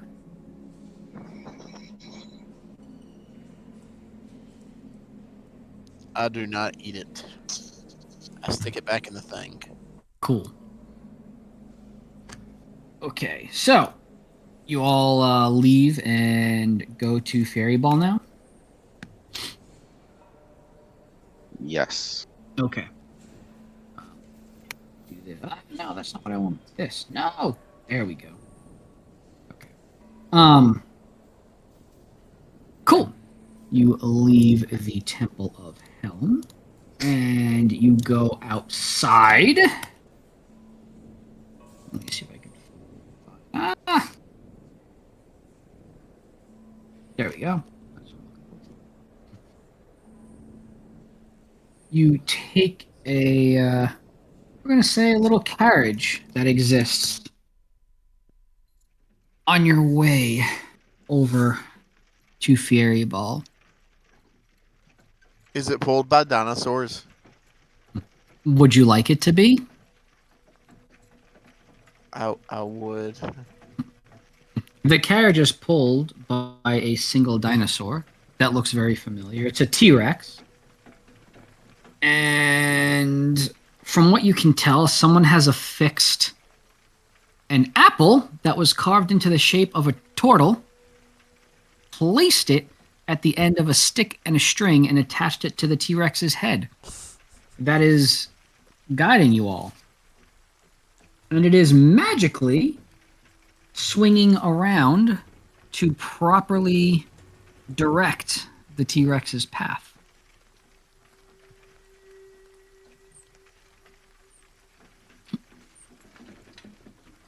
Now, Tortuga, I assume you took everything that was in the drawer? I did. Okay. So you have the journal, the coin, and the note. Uh-oh. Why did everything freeze? Stop freezing. Nope. You're taking a nice carriage ride over to Fairy Ball. And you're figuring it may go a bit smoother this time because Sax is not there and Kit is not there. However, Tortuga will be there. And Tortuga was the one that tried to attack Fairy Ball last time, as I recall. And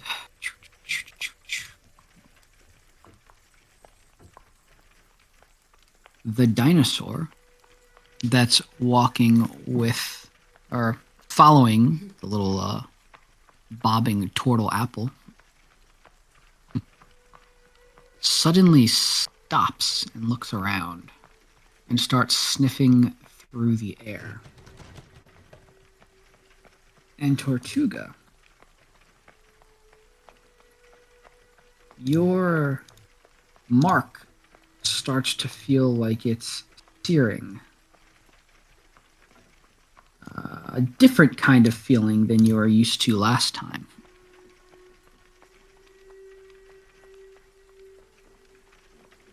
But it subsides. And as you all are going through, you see that there is a small village that you're passing now, which you remember being there whenever you all have made your way to Fairy Ball last time, but in most cases you've just gone past it.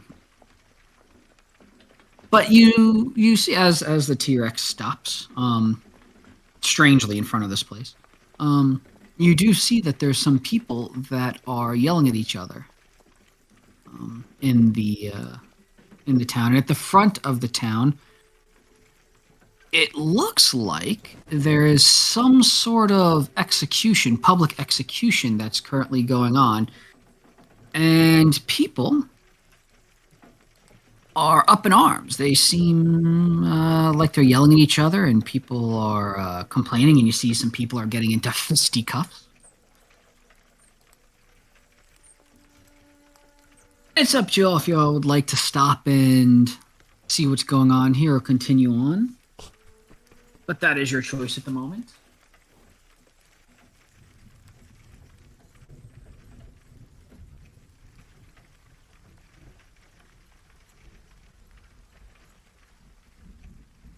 I'd like to stop, get out, and find out what's going on. Okay, how about everybody else? Everyone else on the same page? Same here. Okay. Chip looks around and says, I'm just going to do whatever y'all want. And then looks over at Tekken. Ah, quiet as always, the wise one. I'm going to follow him. And Chip jumps up on Tekken's shoulder. If You only Chip knew how that ended for the last creature I had to carry around. Well, I mean, if you remember, that one was attached to your torso via Dresden. This one at least knows how to, take care of himself. as far as you can tell. So you all stop and you get to get off. And as you do this, you actually see the little turtle whoop vanish on the string, and the T-Rex looks around kind of confused, wondering where it's gone. But he seems to just have stopped and not really continued onward. So you get the feeling that you've used a carriage like this before, and when you get off the carriage, the creature that's currently taking you all will stop. Because MacGuffins. So you get off and start walking towards the small town. Not really a town. I'd almost say it's like a little tiny village. There's a couple little homes. Looks like there's a tiny tavern, one tiny little farm. But you see everybody yelling and, trying to attack each other. And, people are kind of arguing back and forth. And you get the sense, because there's you see three people that are currently on a gallows, actually. They're all attached. And you hear people talking about a murder that's afoot. Murder. Oh. Mm-hmm. As you show up, some of the residents stop fighting and look and say, "Oh, it's the heroes of the realm. What brings you all here on this auspicious day?" Oh, that's funny.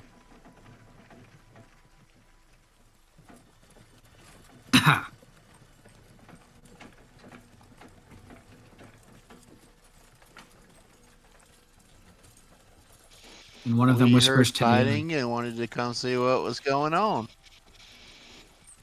"You heard fighting at our small little town, and you wanted to Yes, grace fisticuffs. us." Tortuga! Maybe you could help figure out what's going on. You're one of Excuse me. one of Helm's chosen. I would prefer if you said the whole name. Tortuga, bringer of the flame, savior of the snout of Omar. Oh my gosh. Wow. They look at you very confused. Could you write that down for us?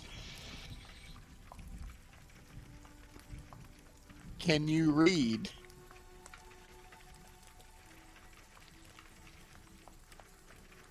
They get very close to you and go, "I don't know, but I'm willing to try."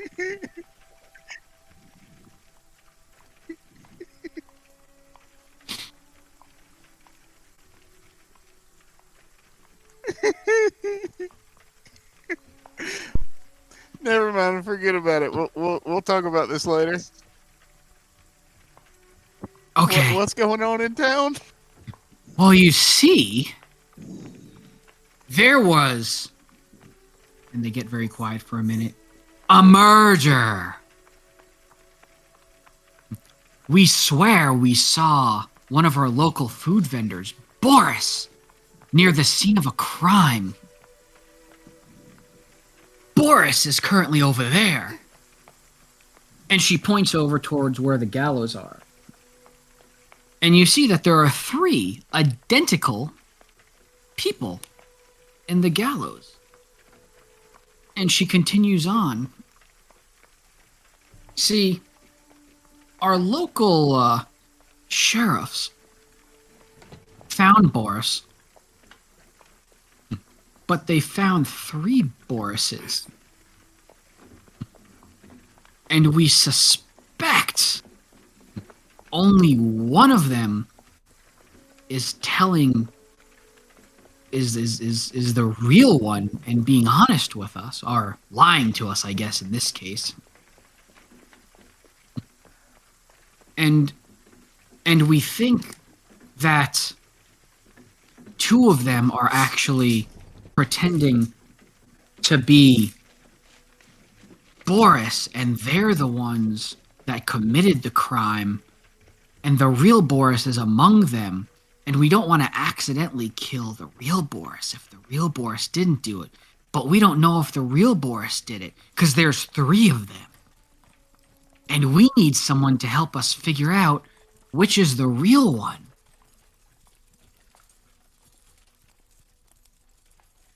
Oh my gosh, Kit's back from the dead!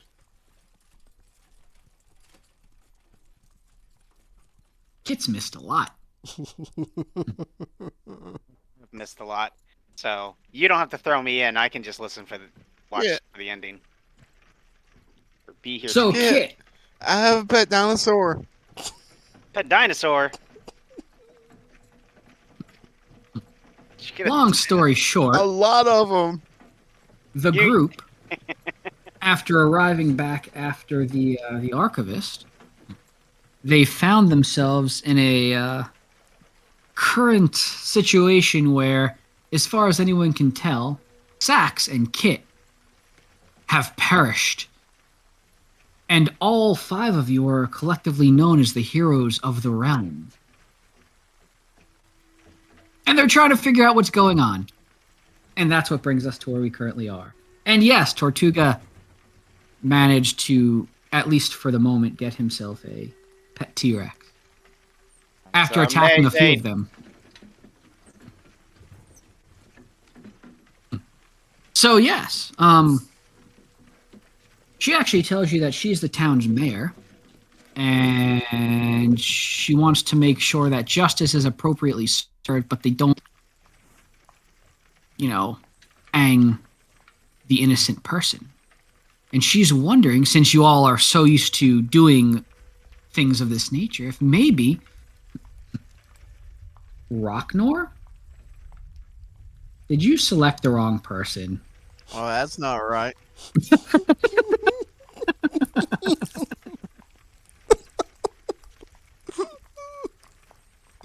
You realize you go to try to cast Zone of Truth, but it fizzles. And the mayor looks at you and says, "Oh, yeah, that's part of the problem. You see, after the event, our town was subject to a null zone, and we can't cast any magic in this spot. Some other towns around the area found themselves in a similar situation. We're not really sure what to do about it. Magic just doesn't work."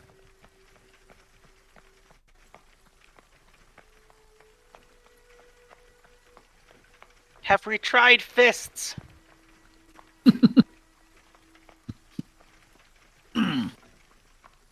You're dead. I'm calling from beyond the grave. Have you tried fists? Oh gosh. A bug Can I barbarian. cast, revive? Oh, Can you catch oh Kit. the mayor looks around and sees that you're trying to do something and says, I just told you that magic doesn't work Oh, around here. For miles, actually.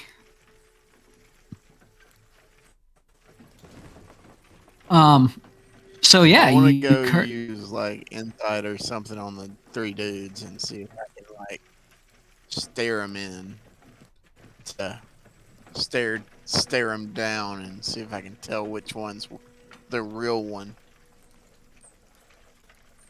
Okay. So you walk over.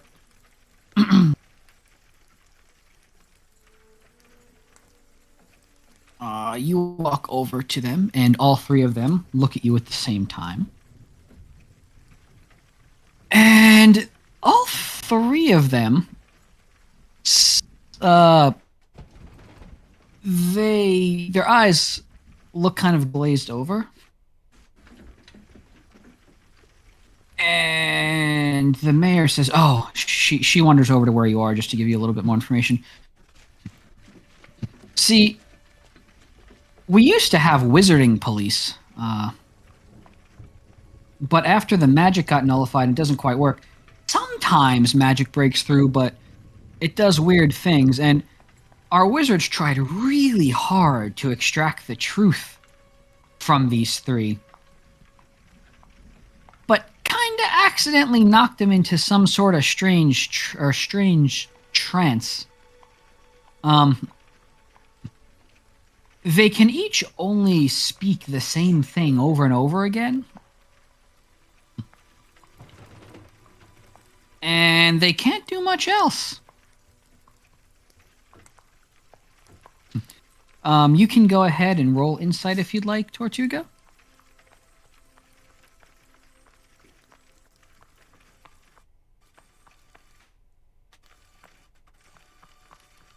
Okay. I'm gonna go use my insight because I think I can get better. You're gonna use your what? Your insight? Not insight. Inspiration. Oh, okay.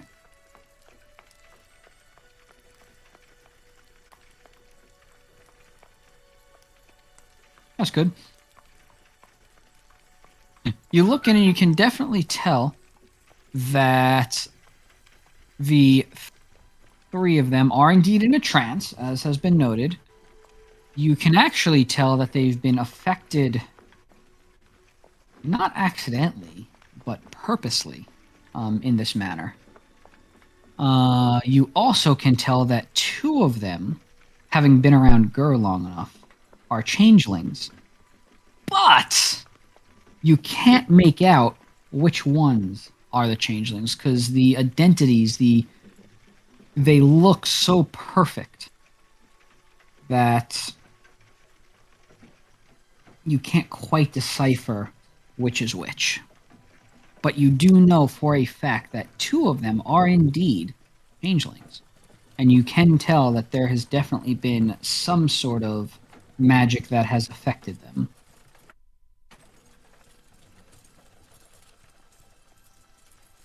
Gur, could you use your sword somehow?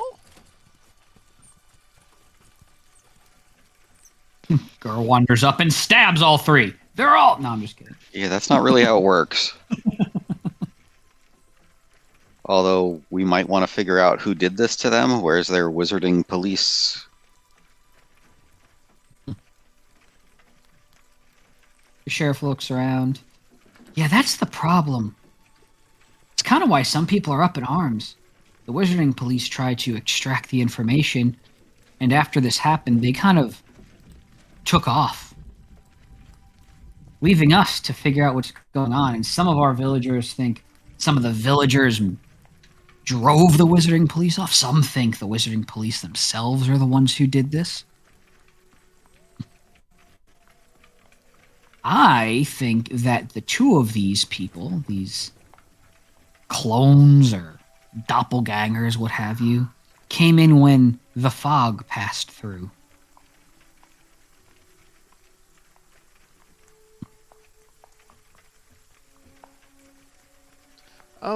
Gur, do mimics have a weakness to anything in particular? Say like loud ultrasonic noises, or maybe fire, or like. You mean changelings? No. Yeah. No, we have no weaknesses. Ring is lying, says you're lying. Oh. We are perfect. Ring has exploded from lies.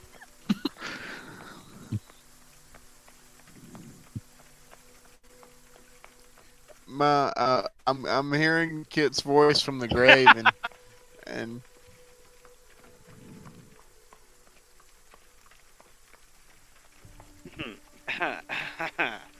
what's that, Kit? The ring says he's lying? You get the notion... Wait. I think I misunderstood you. The ring says the sheriff, that she's lying? Is that what you're hearing?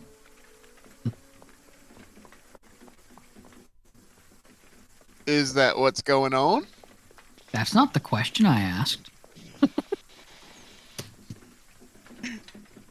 Is it? I believe the ghost of Kit was objecting to me declaring that changelings are superior and have no known weaknesses. Ah. No, Ring says that Gur's telling the truth.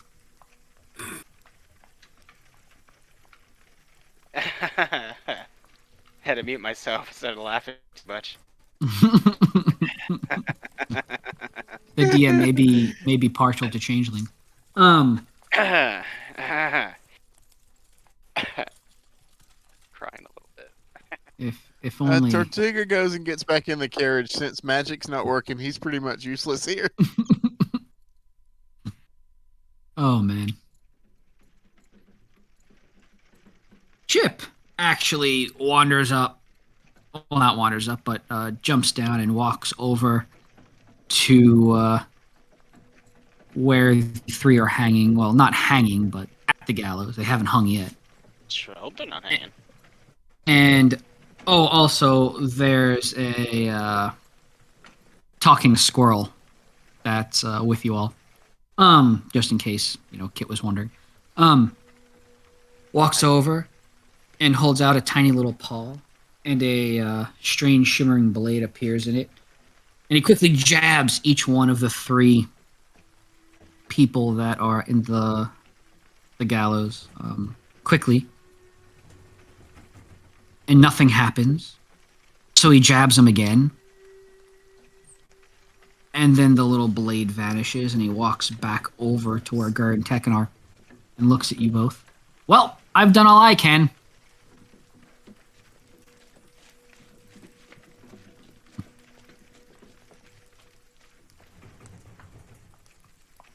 Some people start trying to throw various food at the three people that are in the gallows.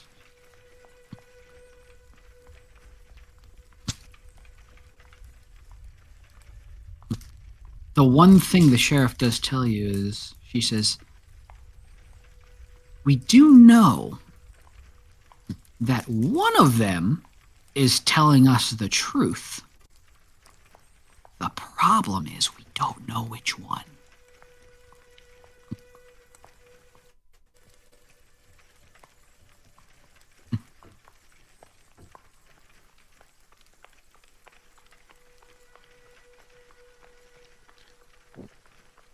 Taking any ideas here? Can you punch the truth out of them?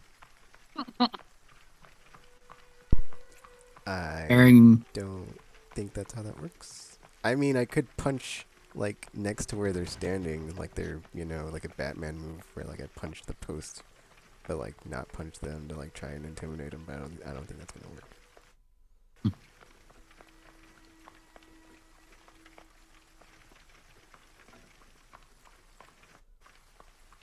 I mean, Only we have that being someone with said, a magic ring. or could just completely cross the line into interrogation and just start punching one of them and until they start talking. But I'm not gonna do that. So Do it. Do it. Punch him in the face.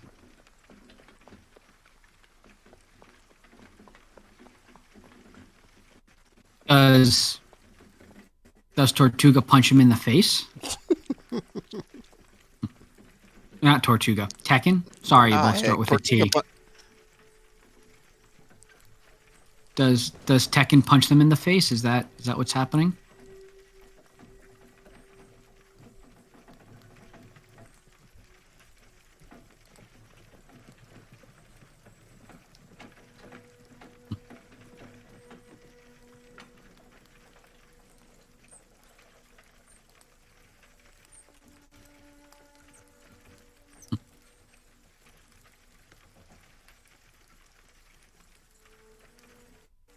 You see that there's actually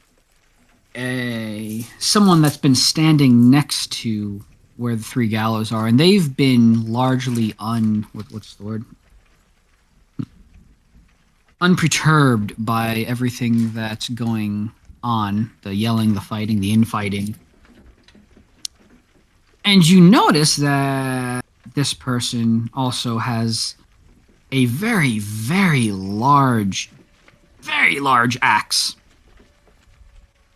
And the sheriff sees you looking over at this person and says to you, "Oh, that's Fred. He's our executioner. He hasn't executed anyone in a long time, and he's getting a bit antsy." okay. He really likes to get into his work. weird, really.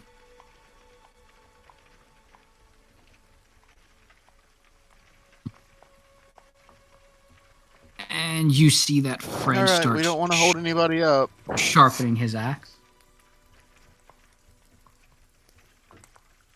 Yeah, I mean, we could like, step in here if someone would like to divulge information, but I guess we can't because nobody's talking. Too bad. Guess all three of you gotta die. Justice must be served. Chip looks around. I'll try it one more time. Walks over to the first gallows and stabs the person in the foot. And they say, "I'm innocent!" And Chip goes, "This is different from last time. Science!" Then Chip wanders over to the third person and stabs them in the foot. And they just speak out, "The person in the first gallows is guilty." And he goes, Then he goes to the middle gallows, stabs that person in the foot. And it blurts out, "I'm guilty!" And then Chip starts stabbing each of them multiple times. The little area below where their feet are gets quite bloody, actually. And they keep just blurting out the same lines over and over again.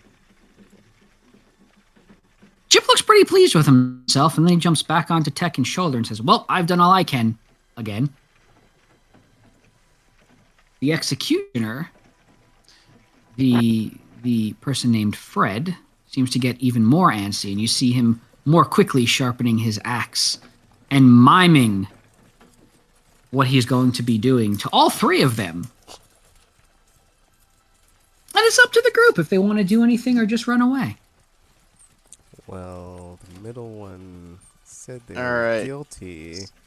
So by process of elimination, that means the other two aren't. We should just go ahead and kill that one.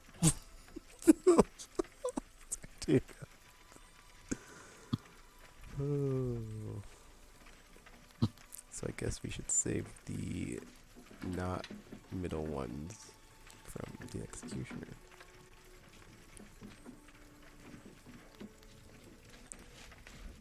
What did the first one say?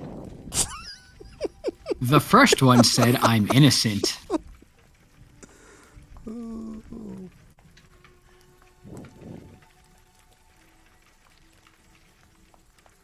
The first one said, "I'm innocent." The second one said, "I'm guilty." I'm guilty. Mm-hmm. And the third one said, "Don't trust the man in the first gallows." The third one said, "The person in the first gallows is guilty."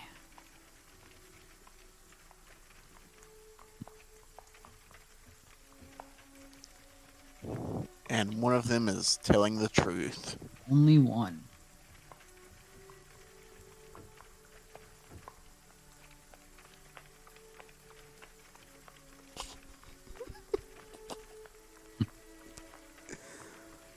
Oh. What if it's the one that is saying I'm guilty?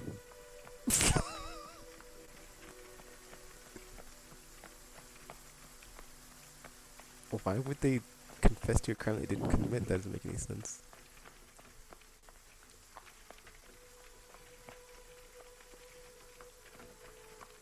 Especially when the punishment is death. Well, they were whammied to only say certain things. So if the first person says he's innocent and he's telling the truth, then the third one has to be lying. All right? Logically, that would make sense. And then the second one would be lying because... Oh, I don't know if we can say that. So if the second one is telling the truth, then the first one is lying and the third one is lying. So that's... The second one isn't guilty then. But if the second one is telling the truth, then he did it. But but the second one can't tell the truth, and the third one can't tell the second and third both can't. I don't know. It's hard to do logic puzzles without pen and paper. Oh, are you in a place without pen and paper?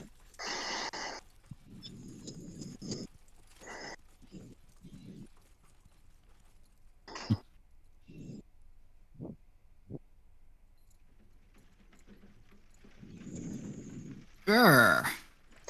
Wait, why are we executing these people just right away? Isn't there like a prison cell we can put them in for a little while? Maybe, you know. The sheriff looks around and says, kind of gestures to the area, and you notice it's very small, and she says, we don't really have space for that sort of thing, which is why they're here.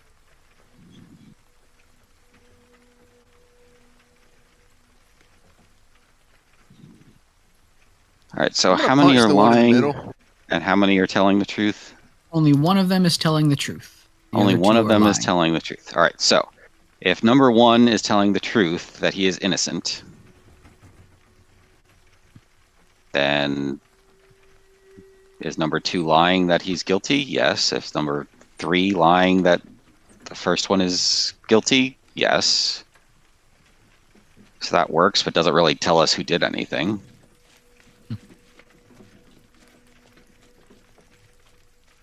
If anybody else is telling the truth, then the first one is guilty.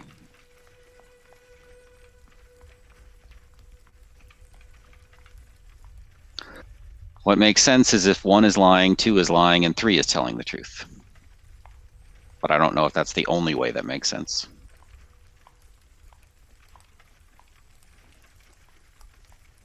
Said one is lying, two is lying, and three is telling the truth. Yeah, that makes sense, but I'm not sure if that's the only way that makes sense and identifies someone. Because one says he's innocent, so then he would be guilty. Two says he's guilty, then he would be innocent. And three is saying one is guilty. Mm-hmm. So that works.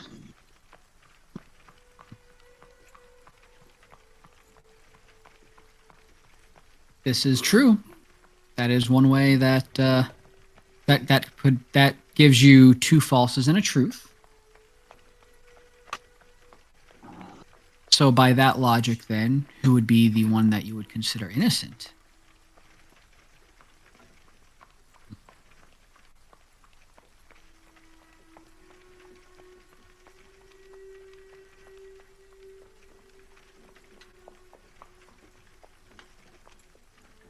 Tortuga's head hurts. He wants the executioner to kill them all. Also an option. You know, by not giving any answer at all.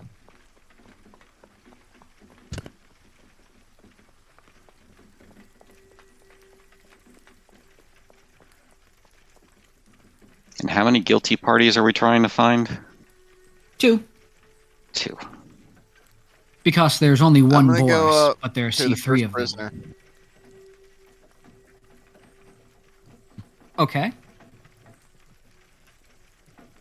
Tortuga, you walk gonna up to the look first prisoner. In the eyes. Mm-hmm. Did you say look? And then I'm going to lick him on his forehead. Yeah. Lick, L-I-C-K.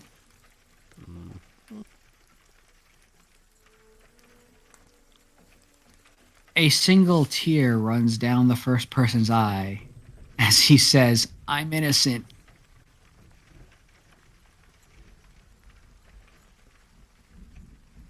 I'm going to go over to the second person. I'm going to lick him on the forehead. Same response, except, well, same single tear, followed by, I'm guilty. I'm going to go lick the third one.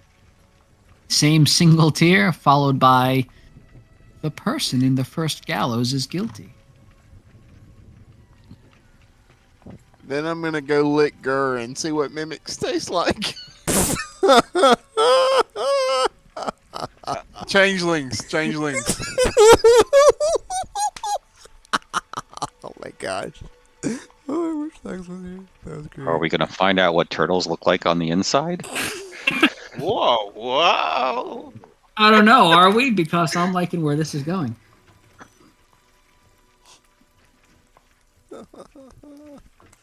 Chip actually nudges Tekken and looks over to you, Tekken, and says, "You remember when this happened last time? It didn't end well."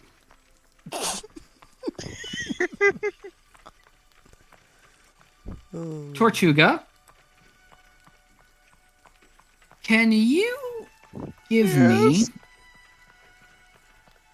Oh, God.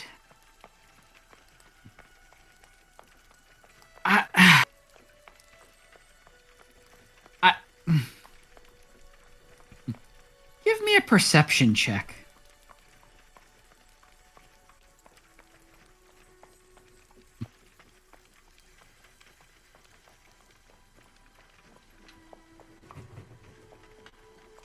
The left and the right one taste like gur.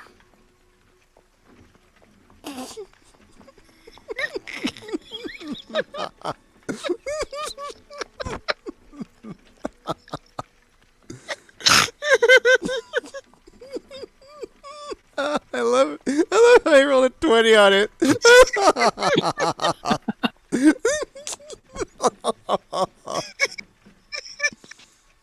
Oh, man. I'm sort of offended by this.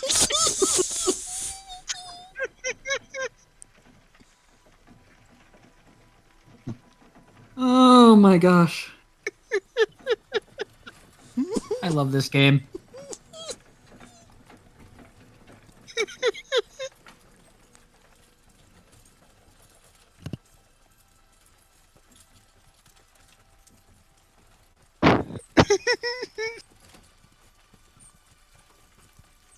Hey guys, I think it's the first and the third one.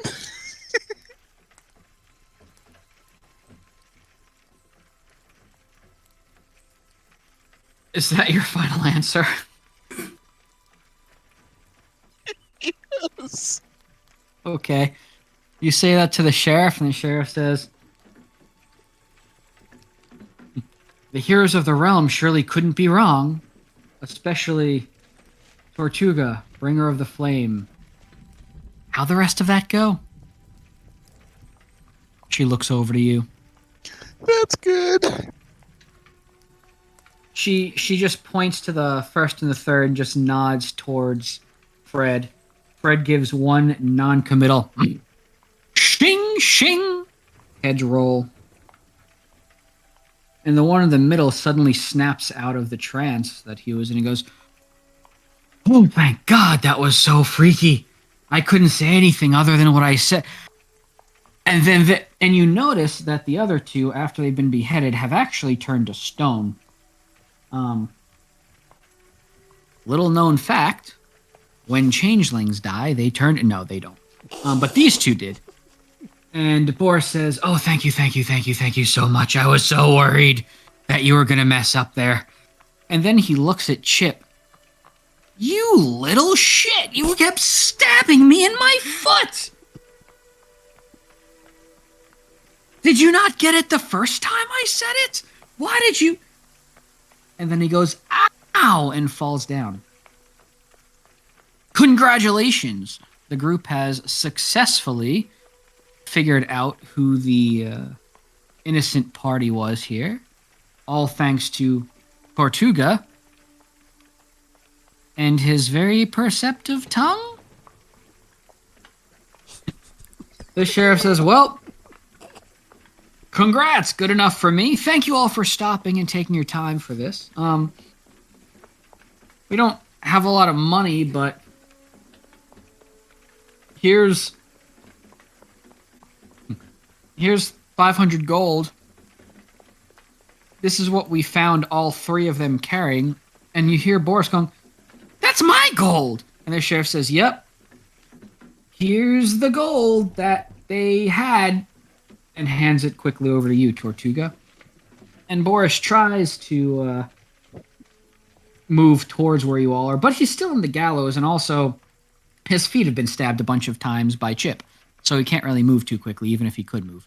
And he's looking around. Is anyone gonna let me out of here? And you see that he's still in the gallows, and no one seems to be helping him out of there. He's like, I'm innocent. And the sheriff says, looks over again back to you, Tortuga, and says, "Yep, thanks for helping us figure out the problem." I give 300 of the gold to Gur because he deserved it, and I split the other 200 between me and Tekken. Sounds fantastic. Sheriff says, "Well, if you're ever passing by again, feel free to stop by.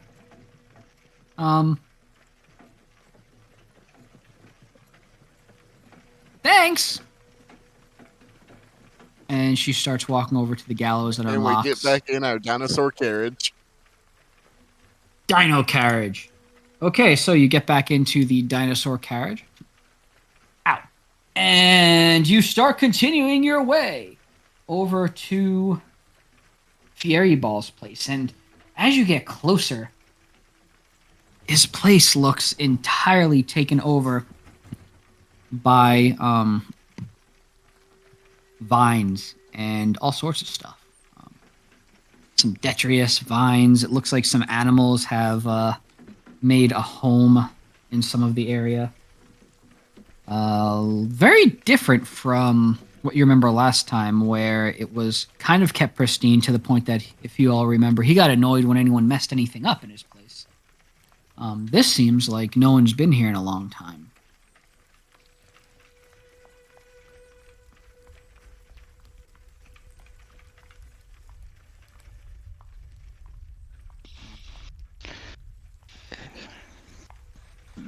This doesn't look good.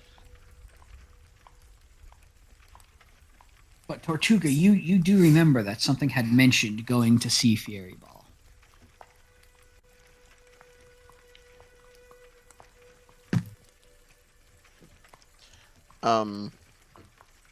Yeah.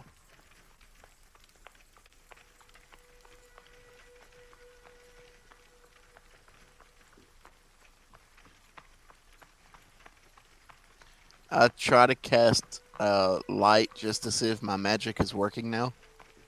It works just fine. Coolness. Can we get inside, despite the overgrown vines? Yeah, you sorry. You wander over to make your way through. Y'all have enough blades between you to kind of chop your way to where you remember the entrance. And you're greeted with the same familiar door that you do recall. And a voice suddenly booms out of the door, as you kind of remember from last time, of, "Who's there?"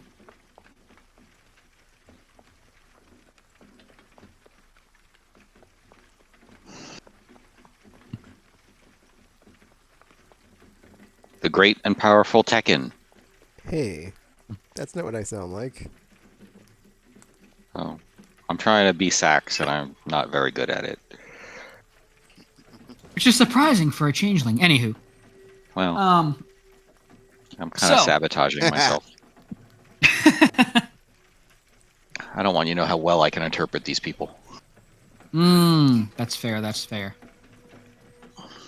So, as you say that, the doors say, "Aha!" and open. And inside, it is quite dark. Similar to, actually, if you recall, to the room, Tortuga's room. The inside, the entryway, kind of that waiting area that you all are familiar with from way early on in your adventures. Same thing. It seems to be kind of... It's got a fine layer of dust. Looks like no one has gone through here in a long time. You do remember how to make your way into... further into the... kind of the labyrinth, essentially, that Fiery Ball kept here. And I will be back in a minute running to the restroom.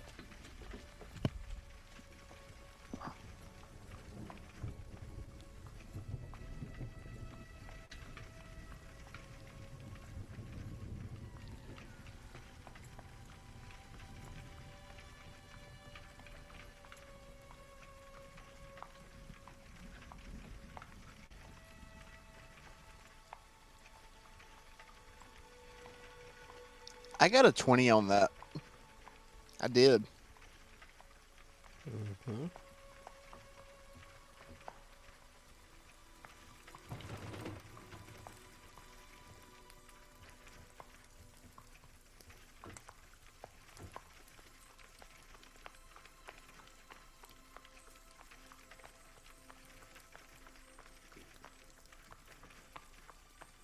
I've actually been rolling decent for the first time in a year.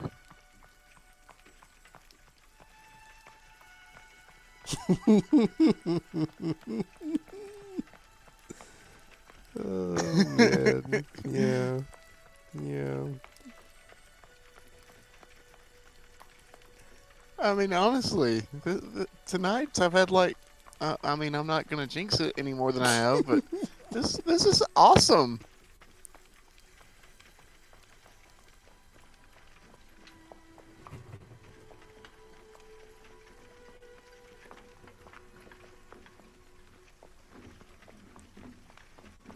I'm rolling nothing but ones from now on. Yes. Yes, you are.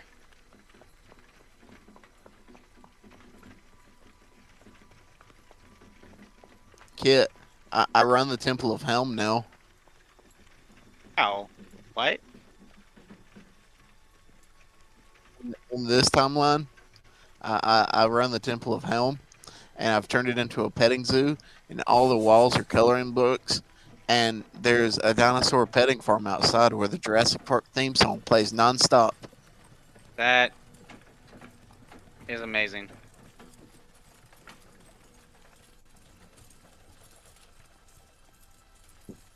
And there's lots of orphans there who I hope know to be careful of the dinosaur. And I gotta remember Orphan Day. Oh. Yeah, you don't want to forget Orphan Day. Yeah, and since Orphan Day is in the But it's future, okay. maybe you should have told your friends about that, and we might be able to save people from becoming orphans. But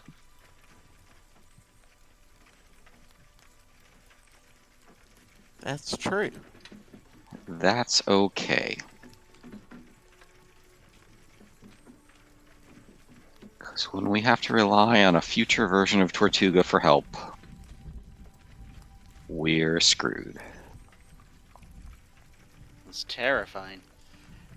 But I left a note to myself.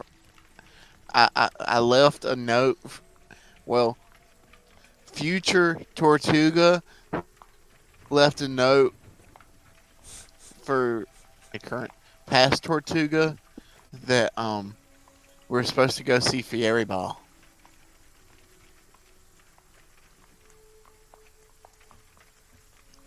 This timey-wimey stuff gets confusing.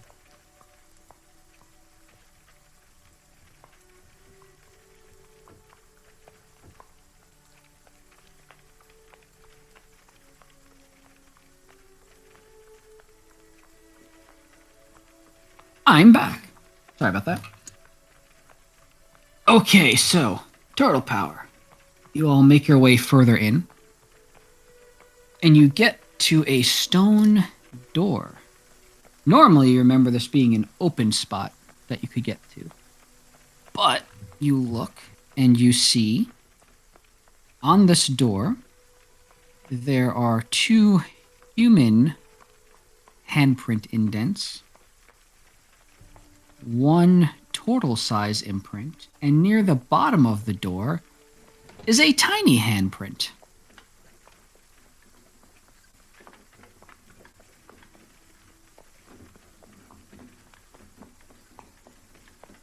I think I know what we're supposed to do.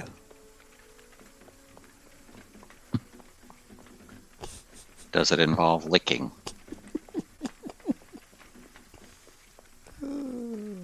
For once, it does not. And I place my hand upon the handprint. The door starts to feel slightly warm. And a very low hum starts to come from the door.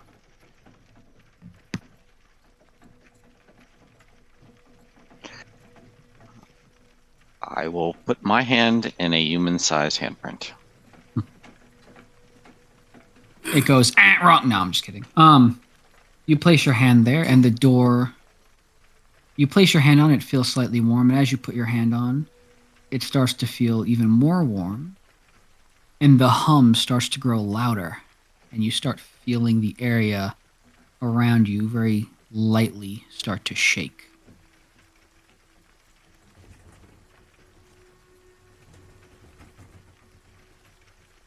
And Chip walks up, seeing what you all are doing, and places his tiny little hand in the tiny little handprint. And all of you feel the door get warmer and the hum get louder and the vibrating of the ground become more so. And there's one handprint remaining.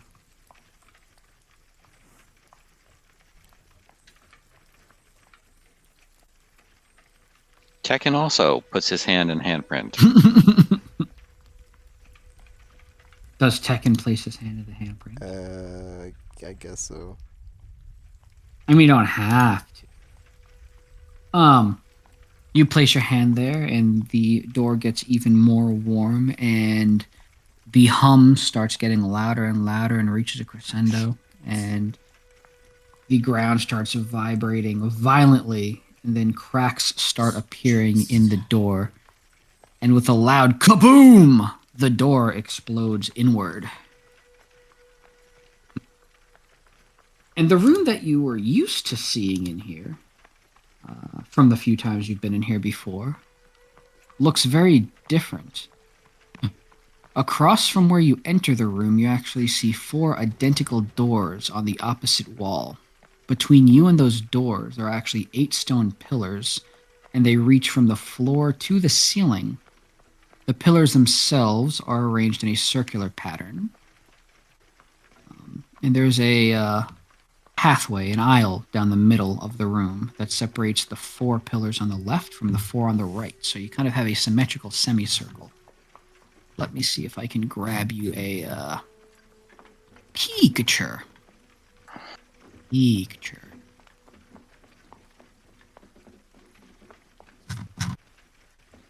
Dum, dum, dum, dum, dum. Scrolling. There we go. No, give me the whole thing, dang it. Bonk. Nope. Bonk. Bonk. Oh my gosh. Are you kidding me? Let's try. This. Does that work? That would. Oh my god. Really? Really? You're gonna do this? Not properly copy?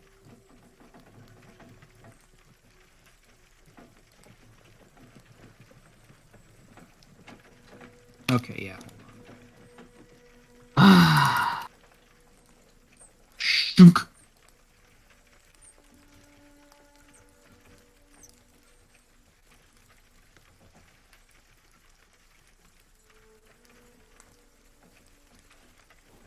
Shunk.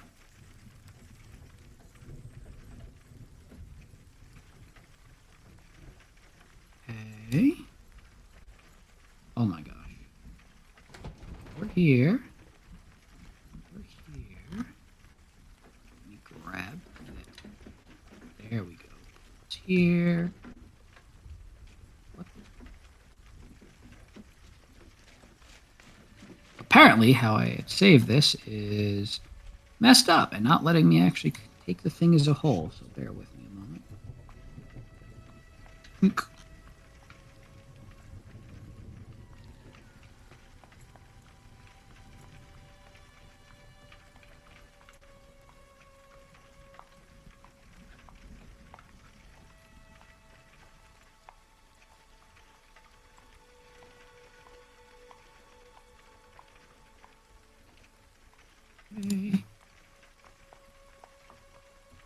And here's the last piece. Oh my god. That is annoying. Okay. Perfect. Now,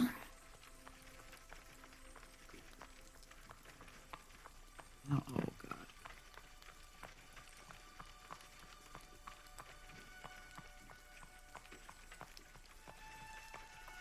Good enough. Good enough. bonk. Had to piece this whole thing together. So this is what you all see. There's those 4 doors. So your entryway, you came from the right side of this into this room. And you can see that there are 4 doors on the left. You're not sure what's behind them right now, but you see that there are 4 doors. And you see that there are these pillars.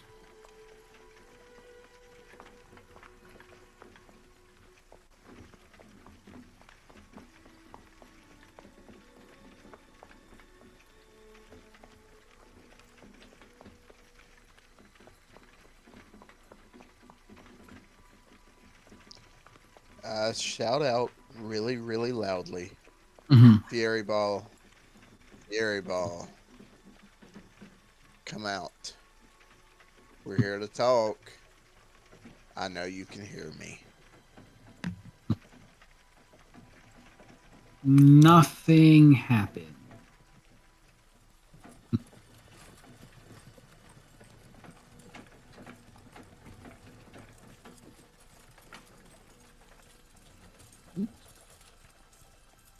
Hi. You're done walking.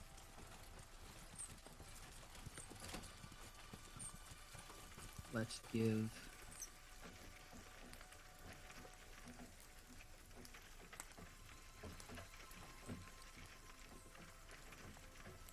I could earthquake the place. Then he'd come and see what's going on. I mean... I suppose.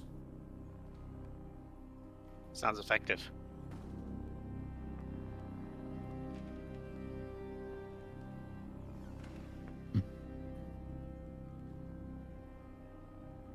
I go up and look at the pillars. They look like pillars.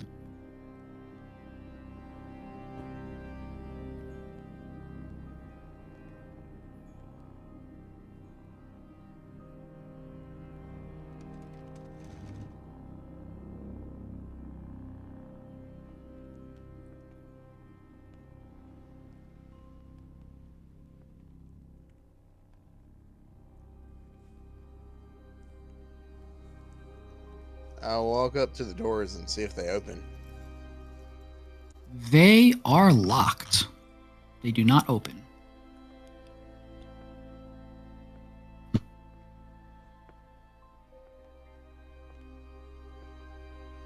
I cast Shape Stone and make a door that opens. The doors are wooden. No. Stone shape?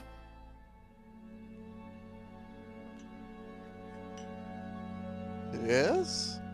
I think that's the one. Or no, shape stone. Let's see. Yeah, stone shape.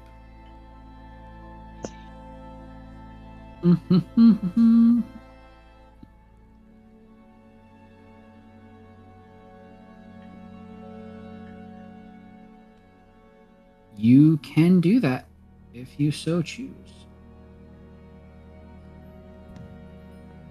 Spending one of your spell slots to do so.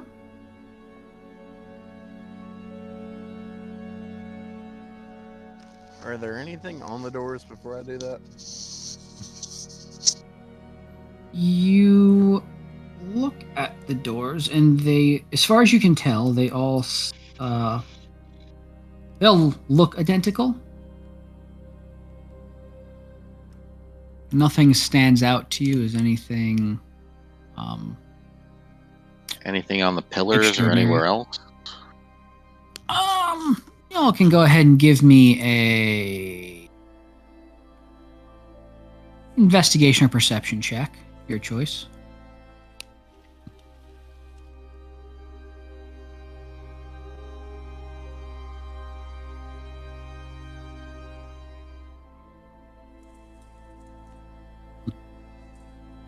Cool. Both of you wander over to the pillars and you notice that there are some faded handprints that are visible on them all.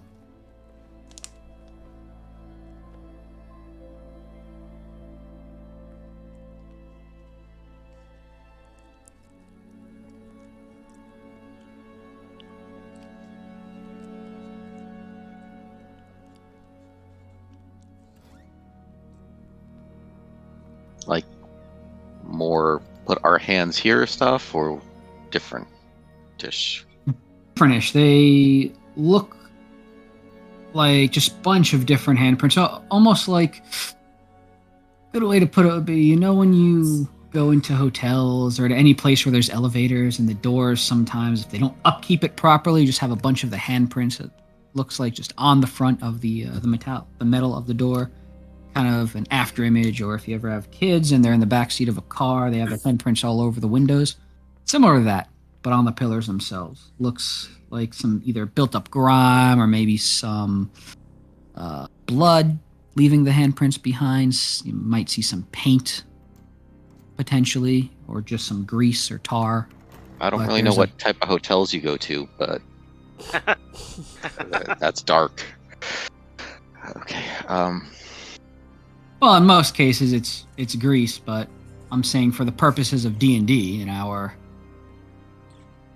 game, it's made up from different kinds. But if you ever see blood on a elevator door, I'd avoid that elevator. I agree.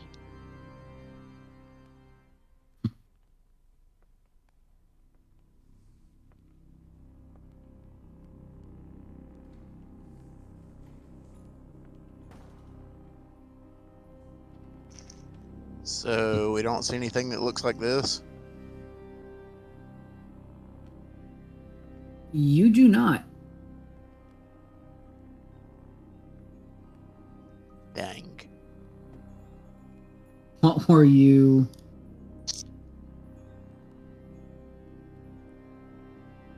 What were you expecting this to be? Is that two snakes and a whale? That's from Skyrim. That's from Yeah. Skyrim. I thought so. Golly, it's been a while.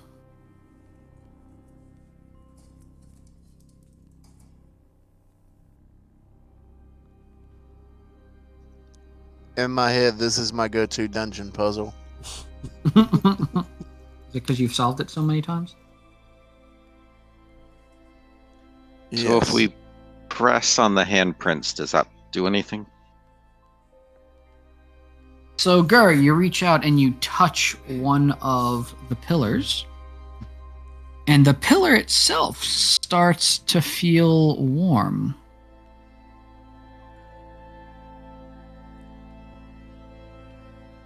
Feeling hot, hot, hot. I'll go press on a pillar. Okay, so we have. Excuse me. Actually, I'm gonna make a. For the sake of making this easier, I'm gonna try to make this easier at least. We'll see what happens. Sometimes I try to make things easier and I make things more confusing. Let me. What the hell? Oh, what? Okay. That'll work. Oh gosh.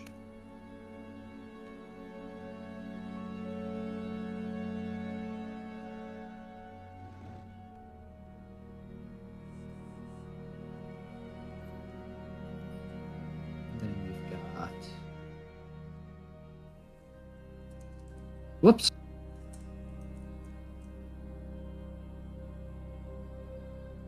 You know, you would think I'd be good at using a computer at late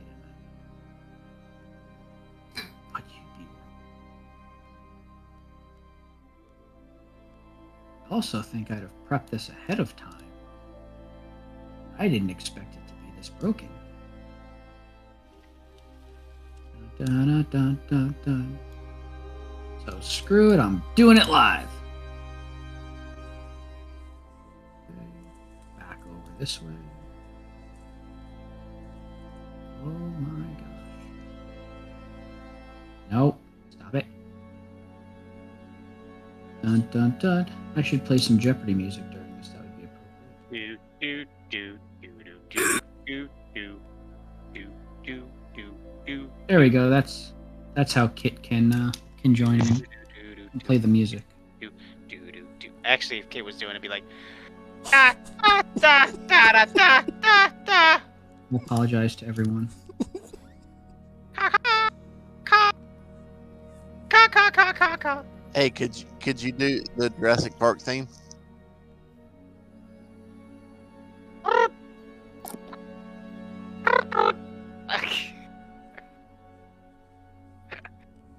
What?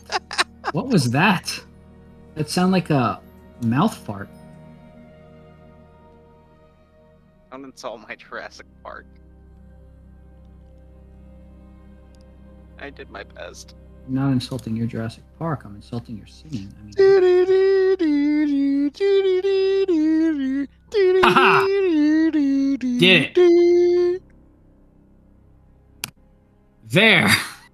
That All took too damn long. out of you. Okay. There, the pillars are numbered now. So, who touches what?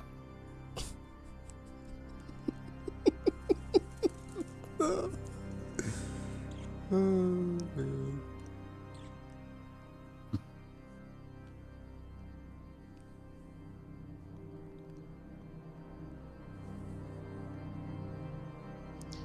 Tekken, could you punch a hole through a wall?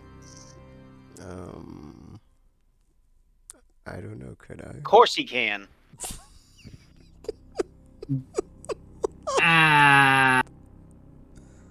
Athletics check?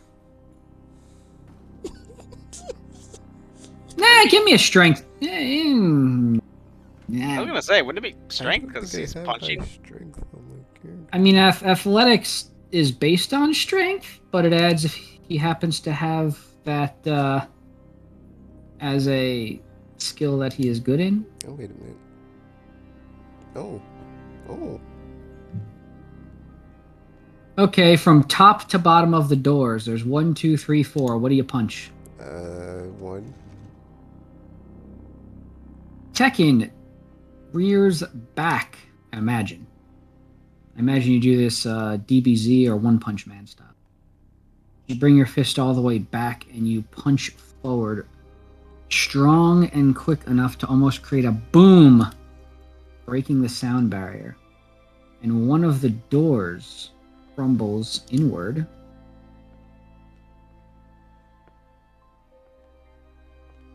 And it's kind of dusty. Well, not dusty, but there's a lot of debris in the air. And as it settles down, something pops out from the door. And it's not Magpie. It is a strange-looking creature. That looks like this. It goes, haha! And it tries to stab you, Tekken. Oh, cool. It won't let me do that. That's fantastic.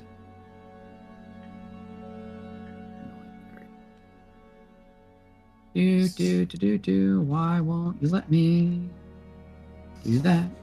Come on. There we go. It attacks you, Tekken, and tries to stab you with its sword. And I believe it fails. Oh my gosh, D&D Beyond, why are you wigging out on me?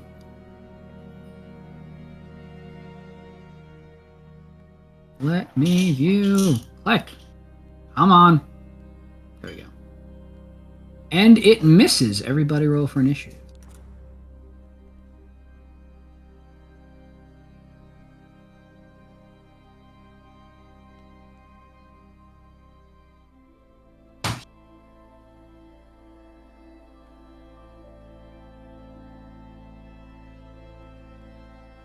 I'm gonna tap the wrong thing.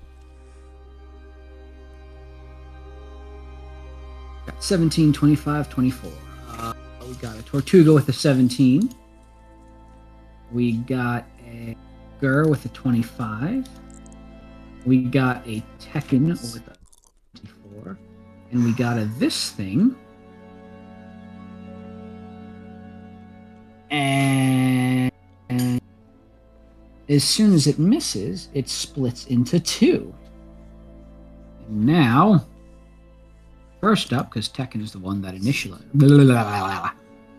this. Tekken, it is your go. There are 2 of these things. One is to your left and one is to your right. I will Dun, dun, tap dun. the one on Okay.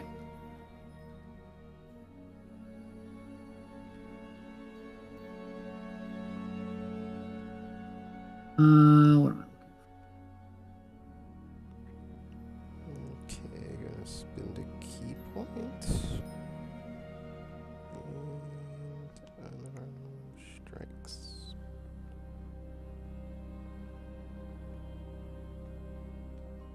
I back?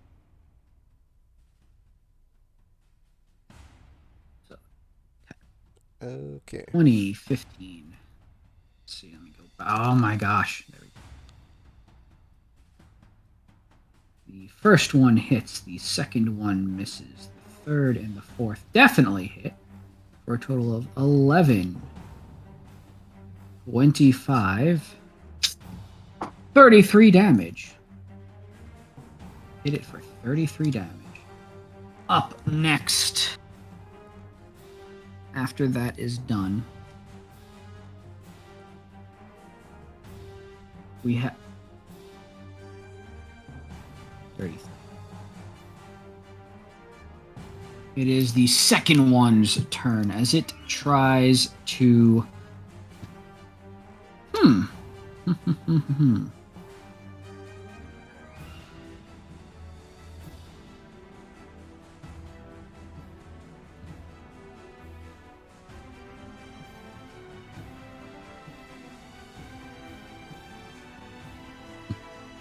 Can everybody give me a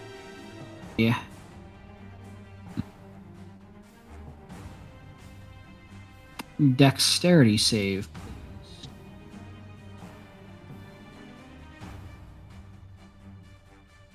please? Oh no. I'm gonna use a lucky. Okay. So you have one use of lucky remaining, and you used your inspiration, if I recall. Well, after you use lucky this time, you'll have one remaining. So go ahead and give me that roll again. 24, 14.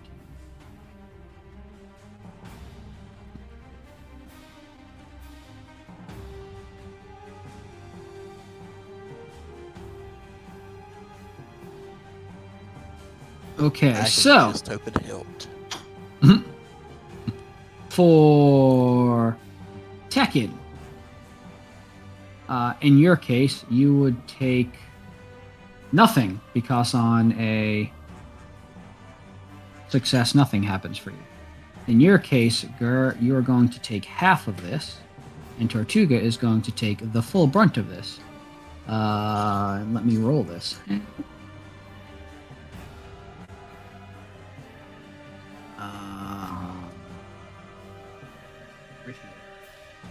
Warning flare. This is not an attack roll. This is a save for y'all. Dang it.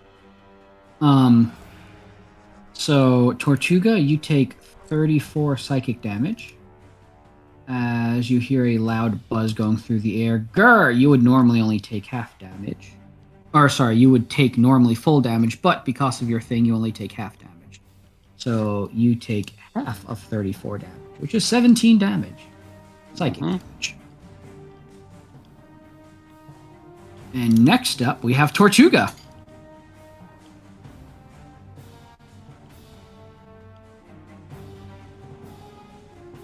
Tortuga, you saw Tekken walk up to one of the doors, punch it down, and two of these things jumped out.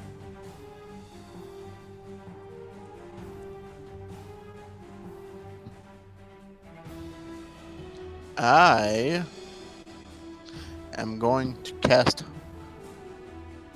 I'm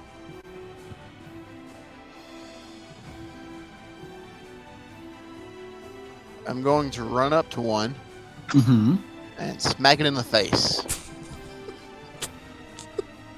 Okay. The one on the left or the one on the right of Tekken? There's one to the left of the door and one to the right of the door. The one on the right. The right, okay. That is... Yep, you hit.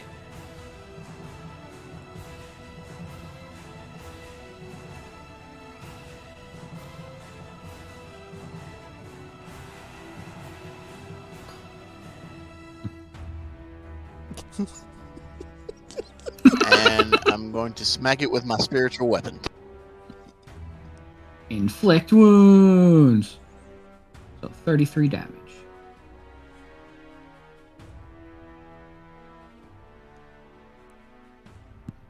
Necrotic damage. So 33 on this second one. The one on the right. 33. Okay, go ahead and give it a smacky smack from... Hey, that's the same amount of damage that Tekken did. Smacky smack from the spiritual weapon. That will hit. I would hope that would hit, but it will hit. For 9 damage. 9.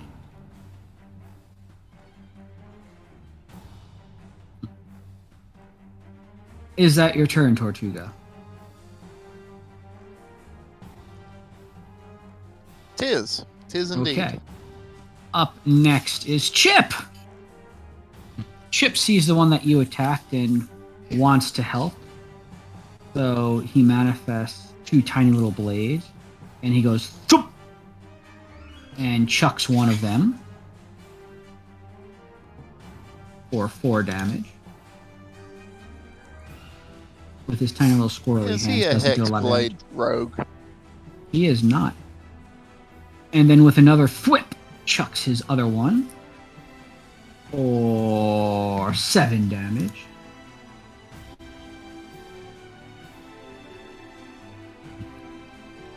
And next up, actually, is that a... Nope. Yeah, next up, we have Gur. Gur, there are currently 2 of these things. One to the left of Tekken, one to the right of Tekken. And Tortuga has been attacking the one on the right, and Tekken has been attacking the one on the left. What would you like to do? Attack the one on the left. Sounds good to me.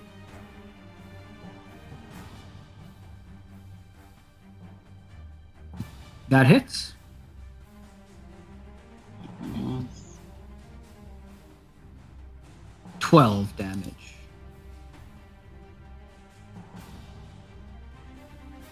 Four damage.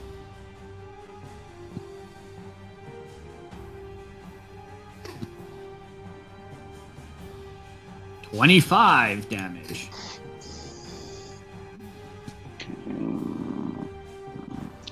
Attack again.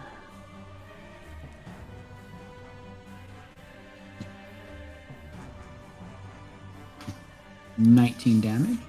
No, 19 to hit. Oh, sorry. Does it hit? Yes. Okay.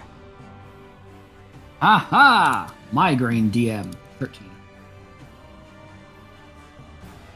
This one is starting to look not too good. Another 6 damage.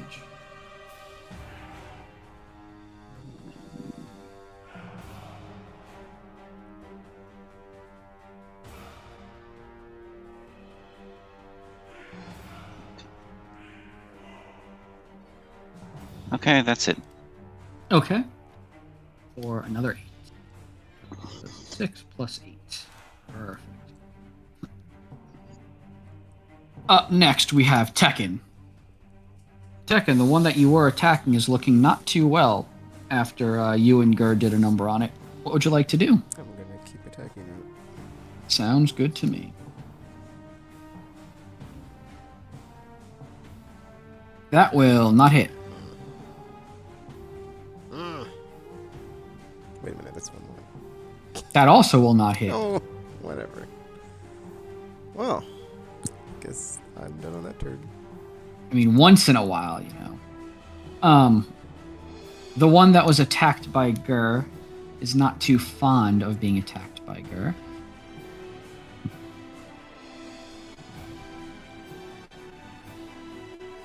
Gur, I need you to make a wisdom saving throw, please.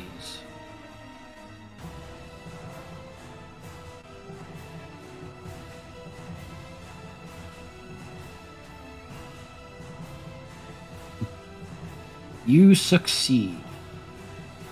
Following this, it makes 3 very quick attacks with its hands. Sword. 1, 2, 3.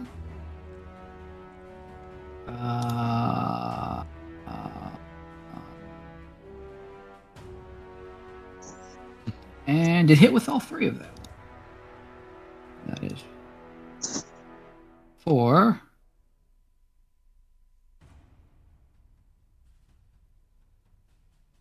24 slashing damage. The next one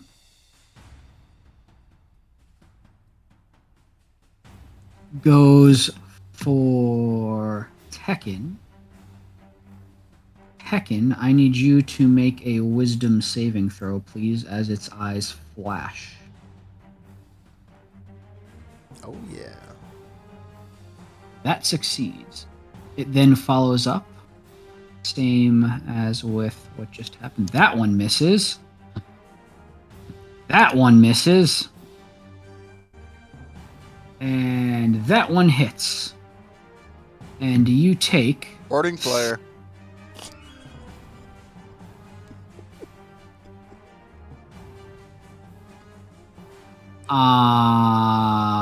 Let's reroll that one.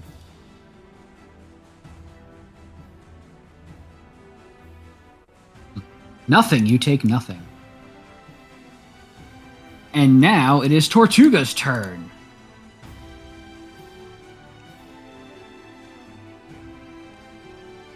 Tortuga looks at the one that's not doing so well, points at him, and casts Toll of the Dead.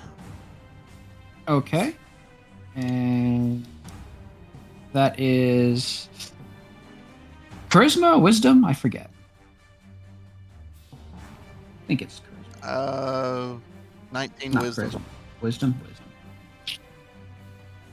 Do, do, do, do, do. 19. Nope. Give me that damage roll. Plus 5. Oh, for a second. I'm looking at my screen. Huh? 17 plus 5. So 22. 22. Cool beans. It grabs its head. Yep, it grabs its head. And doesn't look too good. Looks even worse than it did before, obviously, as it took some damage. Is there anything else you would like to do? Then I'm going to Smack spiritual it? weapon to its face. Sounds good to me.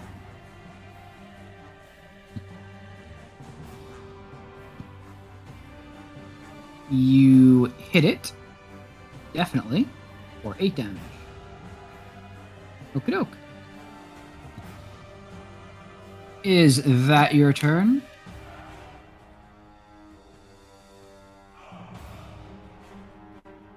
I'm also going to reach in my bag and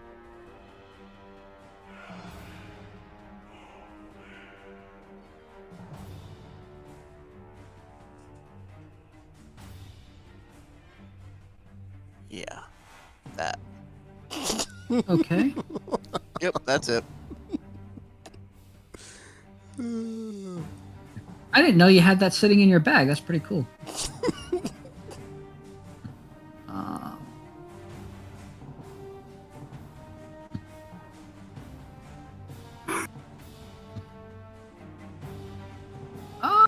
Wait a second. Why is this not...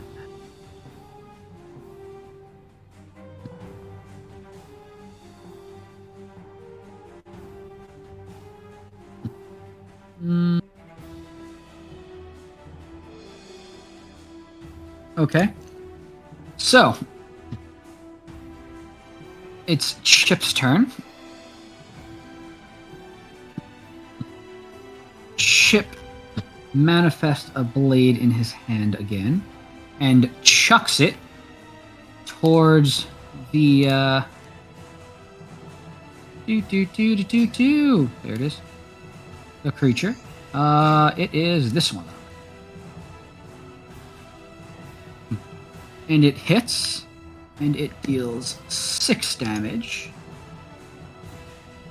He's going after the one that is currently down, low on damage. And then the blade explodes.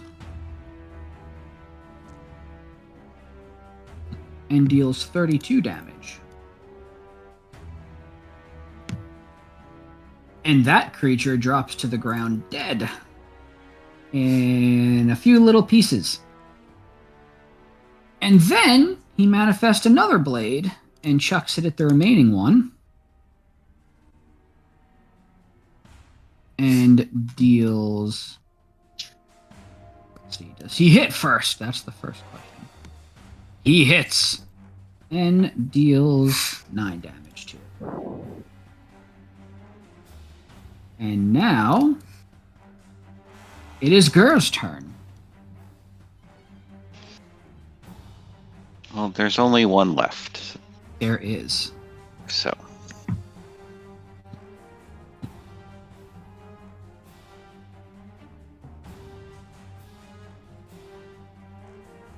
That will not hit. Okay.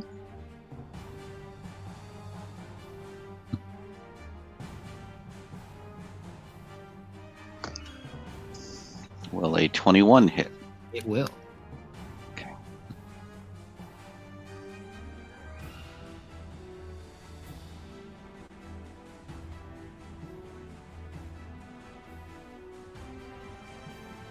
So that is 18 damage. No. Ignore that one. Oh, ignore the 6. No, ignore the 12. what I just Oh, okay. Oh, okay, got it. Yeah, not whales. Need sneak attack. I just hit the wrong button. No worries. 15 damage. And then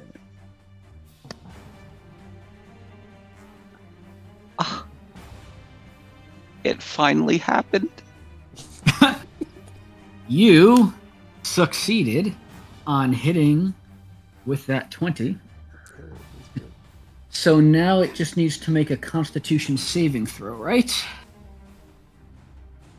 Yes. Con. And it fails horribly.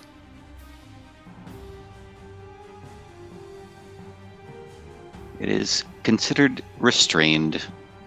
It cannot move at the moment. That is very nice.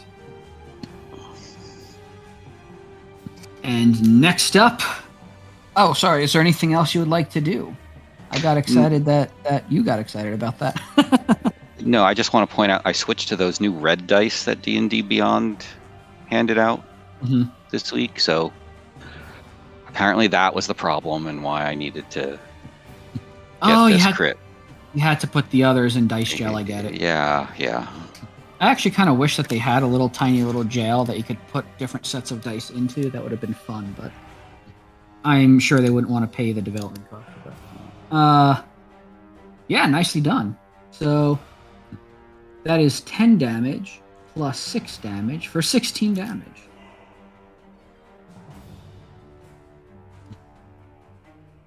And is that it for your turn, Gur? Yes. Fantastic. Tekken, you are up now.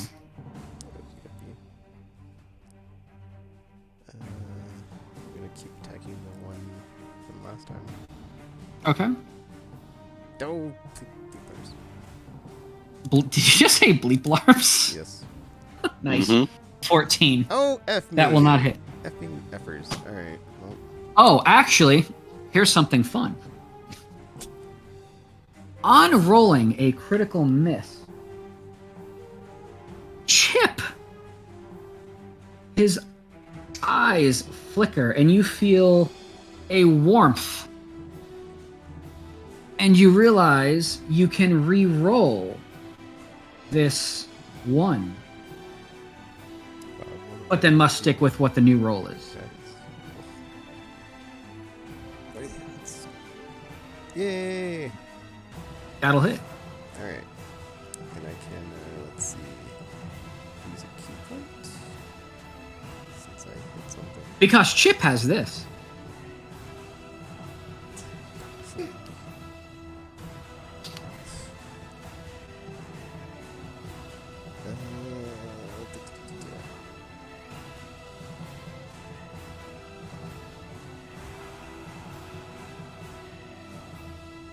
So,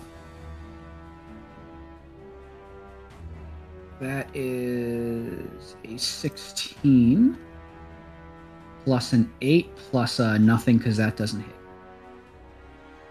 16 plus 8 is 24 damage. Starting to like Chip.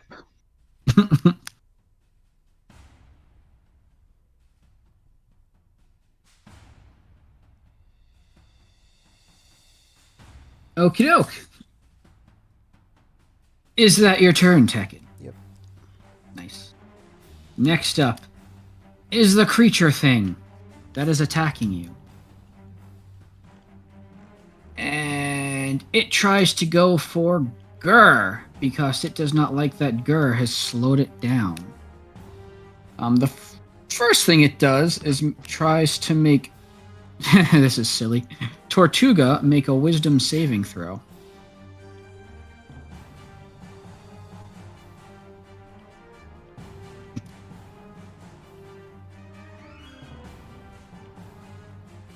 Which Tortuga Is that makes good with enough? more than. And then it tries to attack Gur. Once with a slash. Warding fire. Second time. It hasn't been your turn yet. And you use that Dang for Tekken's a turn. So the first one, the second one misses, the third one also misses. So Gur, you take only 5 damage. And then at the end of its turn, it has to make one more Constitution saving throw.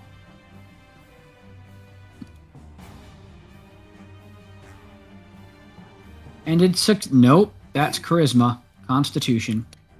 And it fails. It fails with flying colors, I guess, as far as Gur is concerned.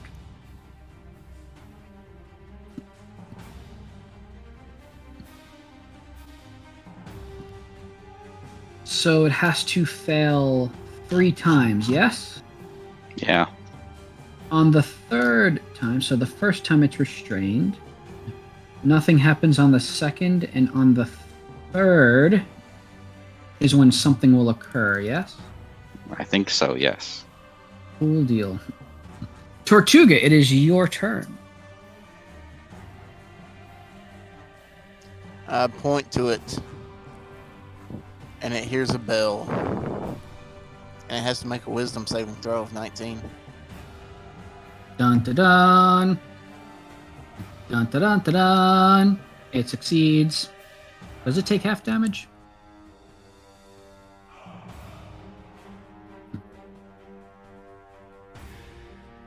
Nope, it takes no damage. Well, then my spiritual weapon comes and smacks it in its forehead. Okay. Go ahead. That'll hit.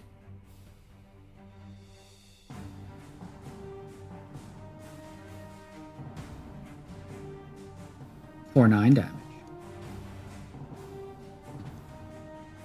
Is that your turn? Tis. Okay. Chip gets all excited, seeing what's happening, and chucks what Gur is probably going to realize is a psychic blade towards the creature.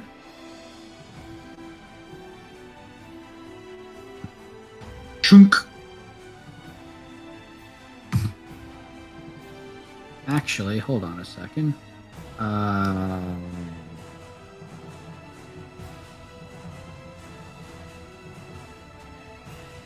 With advantage is what I mean to do. Let's try.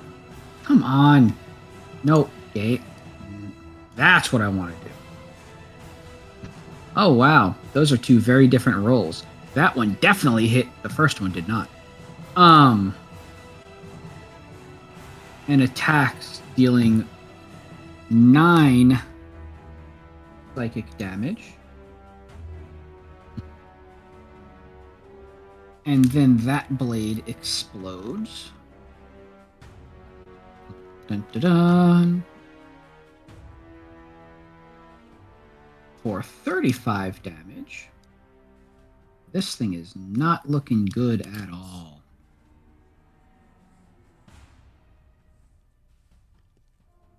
Next up, we have Gur.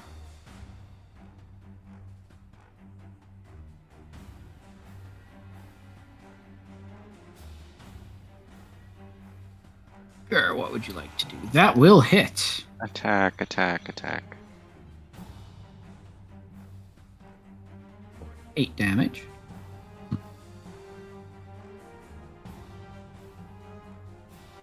$12 damage.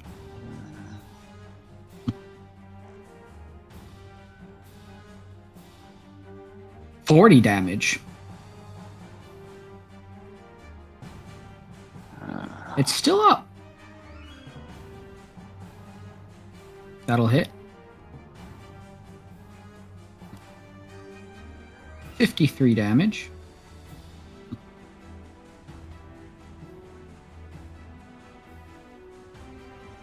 $57 damage. You notice that it's been absorbing the dead one that was on the ground while you all have been attacking it. That will hit. So that's 53 damage so far.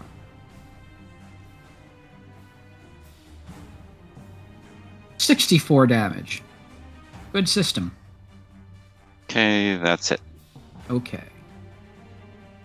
Next up we have Tekken.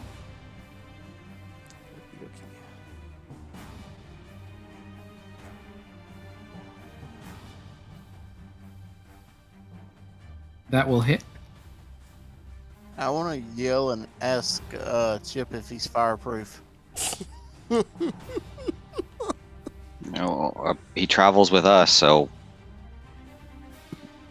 at least resistant. Chip is, surprisingly enough, not resistant to fire. Alright, And how long has he been with us? Not very long, I guess. Long enough to know that he might get singed a bit. But probably knows that his good friend Tortuga will heal him. 7, 9, 16, 8. It is hanging on by a thread. Oh, so that's what I'm known for. Is that your turn, Tekken? yes. It is its turn, and finally, it looks towards Chip, and Chip has to make a wisdom saving throw. Luckily, Chip is quite wise, but not very intelligent. Well, that could explain why he's traveling with us. I want to play Chip in an actual campaign. He succeeds. And then the creature tries to attack Chip.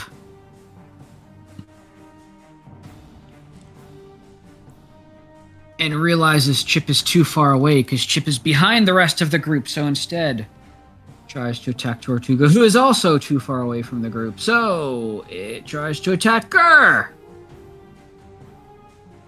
Before I make any attacks, warding flare.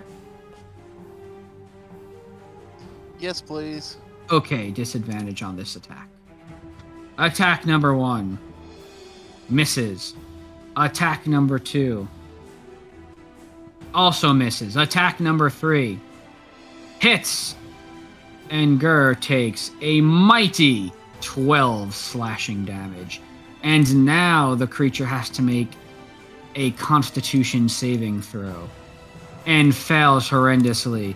And after it makes a final attack, a look of fear appears in its eyes as its body slowly stiffens, consumed by stone.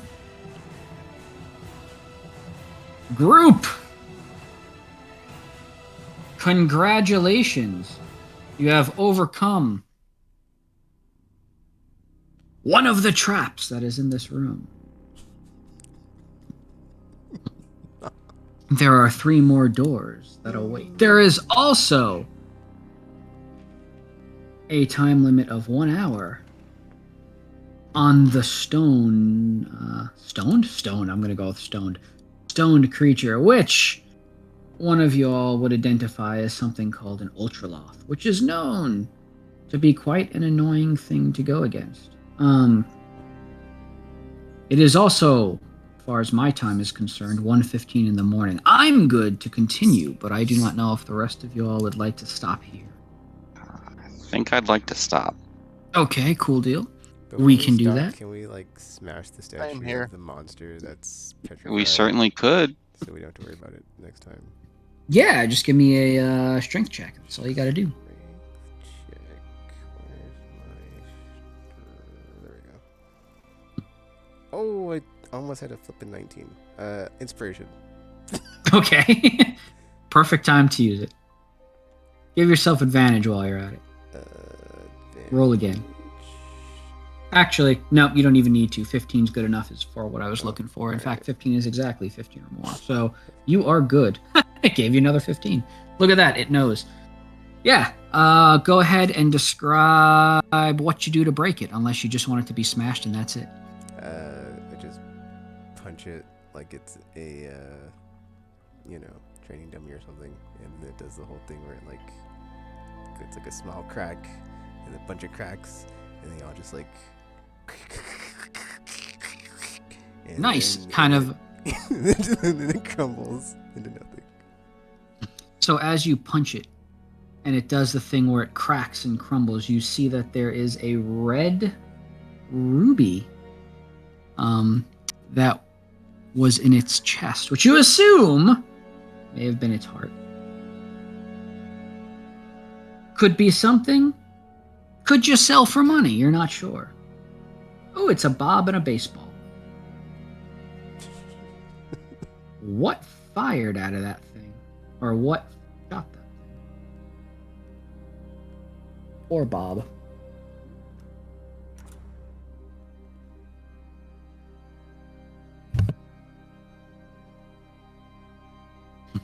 Well, we will end it there then. Does anyone else want to do anything before continuing? We could even go insofar as saying, hey, because that's broken and you're not currently time constrained, everyone can take a long rest. That would be nice. Yeah, go ahead and do that so you're all ready for next We time. take a long rest.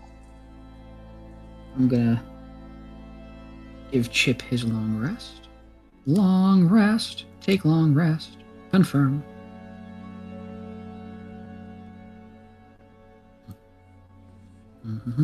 So, Chip, what exactly are you? I'm curious now. I'm a squirrel. That was a great Are you answer. a rogue? Are you a warlock?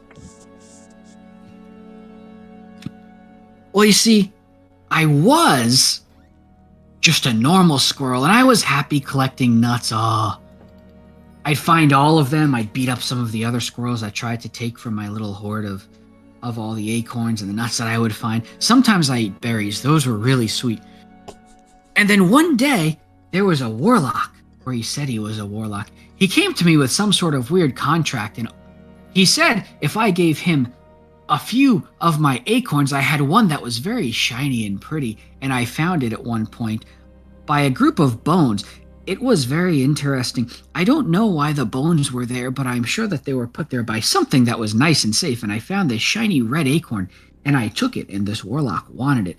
And he told me that if I gave him that, he would do something very special, and all I had to do was write my name, which I didn't know what a name was, in this book of his. And when I did, there was a loud flash, and then suddenly I found I was able to talk, and I could use these little blades. In any case, I started training with him, and he called me a rogue. That sounds familiar. He said I was a rogue, but psychic, and I can do some really cool stuff. And then he suddenly stops talking, and Tortuga, you start hearing him chittering in your head. Something about psychic and And a soul knife. Oh, yeah, that's the one. And I could use these little blades, and they're really cool. And he starts jumping around, and they appear in his hand. And he starts making slicing sounds in the air, and he goes swish, swish, swish, swish, swish, and he lands back down on his feet. And I've been like this ever since. That was a very Was that long time dude an ago. owl? An owl? He was an owl. It's funny how did you know? Did you know him? He had a very regal title. Was that Sir Hoodington? Sir, that sounds very familiar. It may have been. He was a very kind owl, but he was very forceful about this book of his. We need to fix this timeline.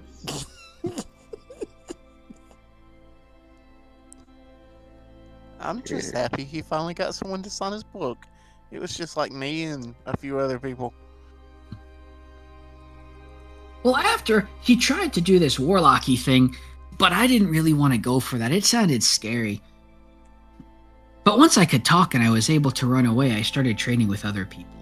It was awfully brave of you to deal with an owl. Nobody takes my nuts without my permission. But he was kind at the time. I mean, it seemed like an okay thing. He said I'd be able to go on vast adventures. And then not too long afterwards, I found you all. And I've been on adventures ever since. So I suppose he did tell the truth.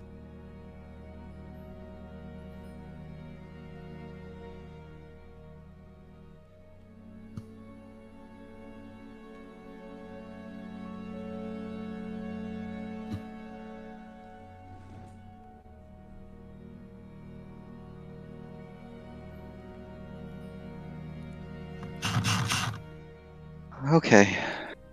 You're a good squirrel, Chip. Thanks. Yep, bedtime. Night, y'all. Good. Night, y'all. Thanks for playing.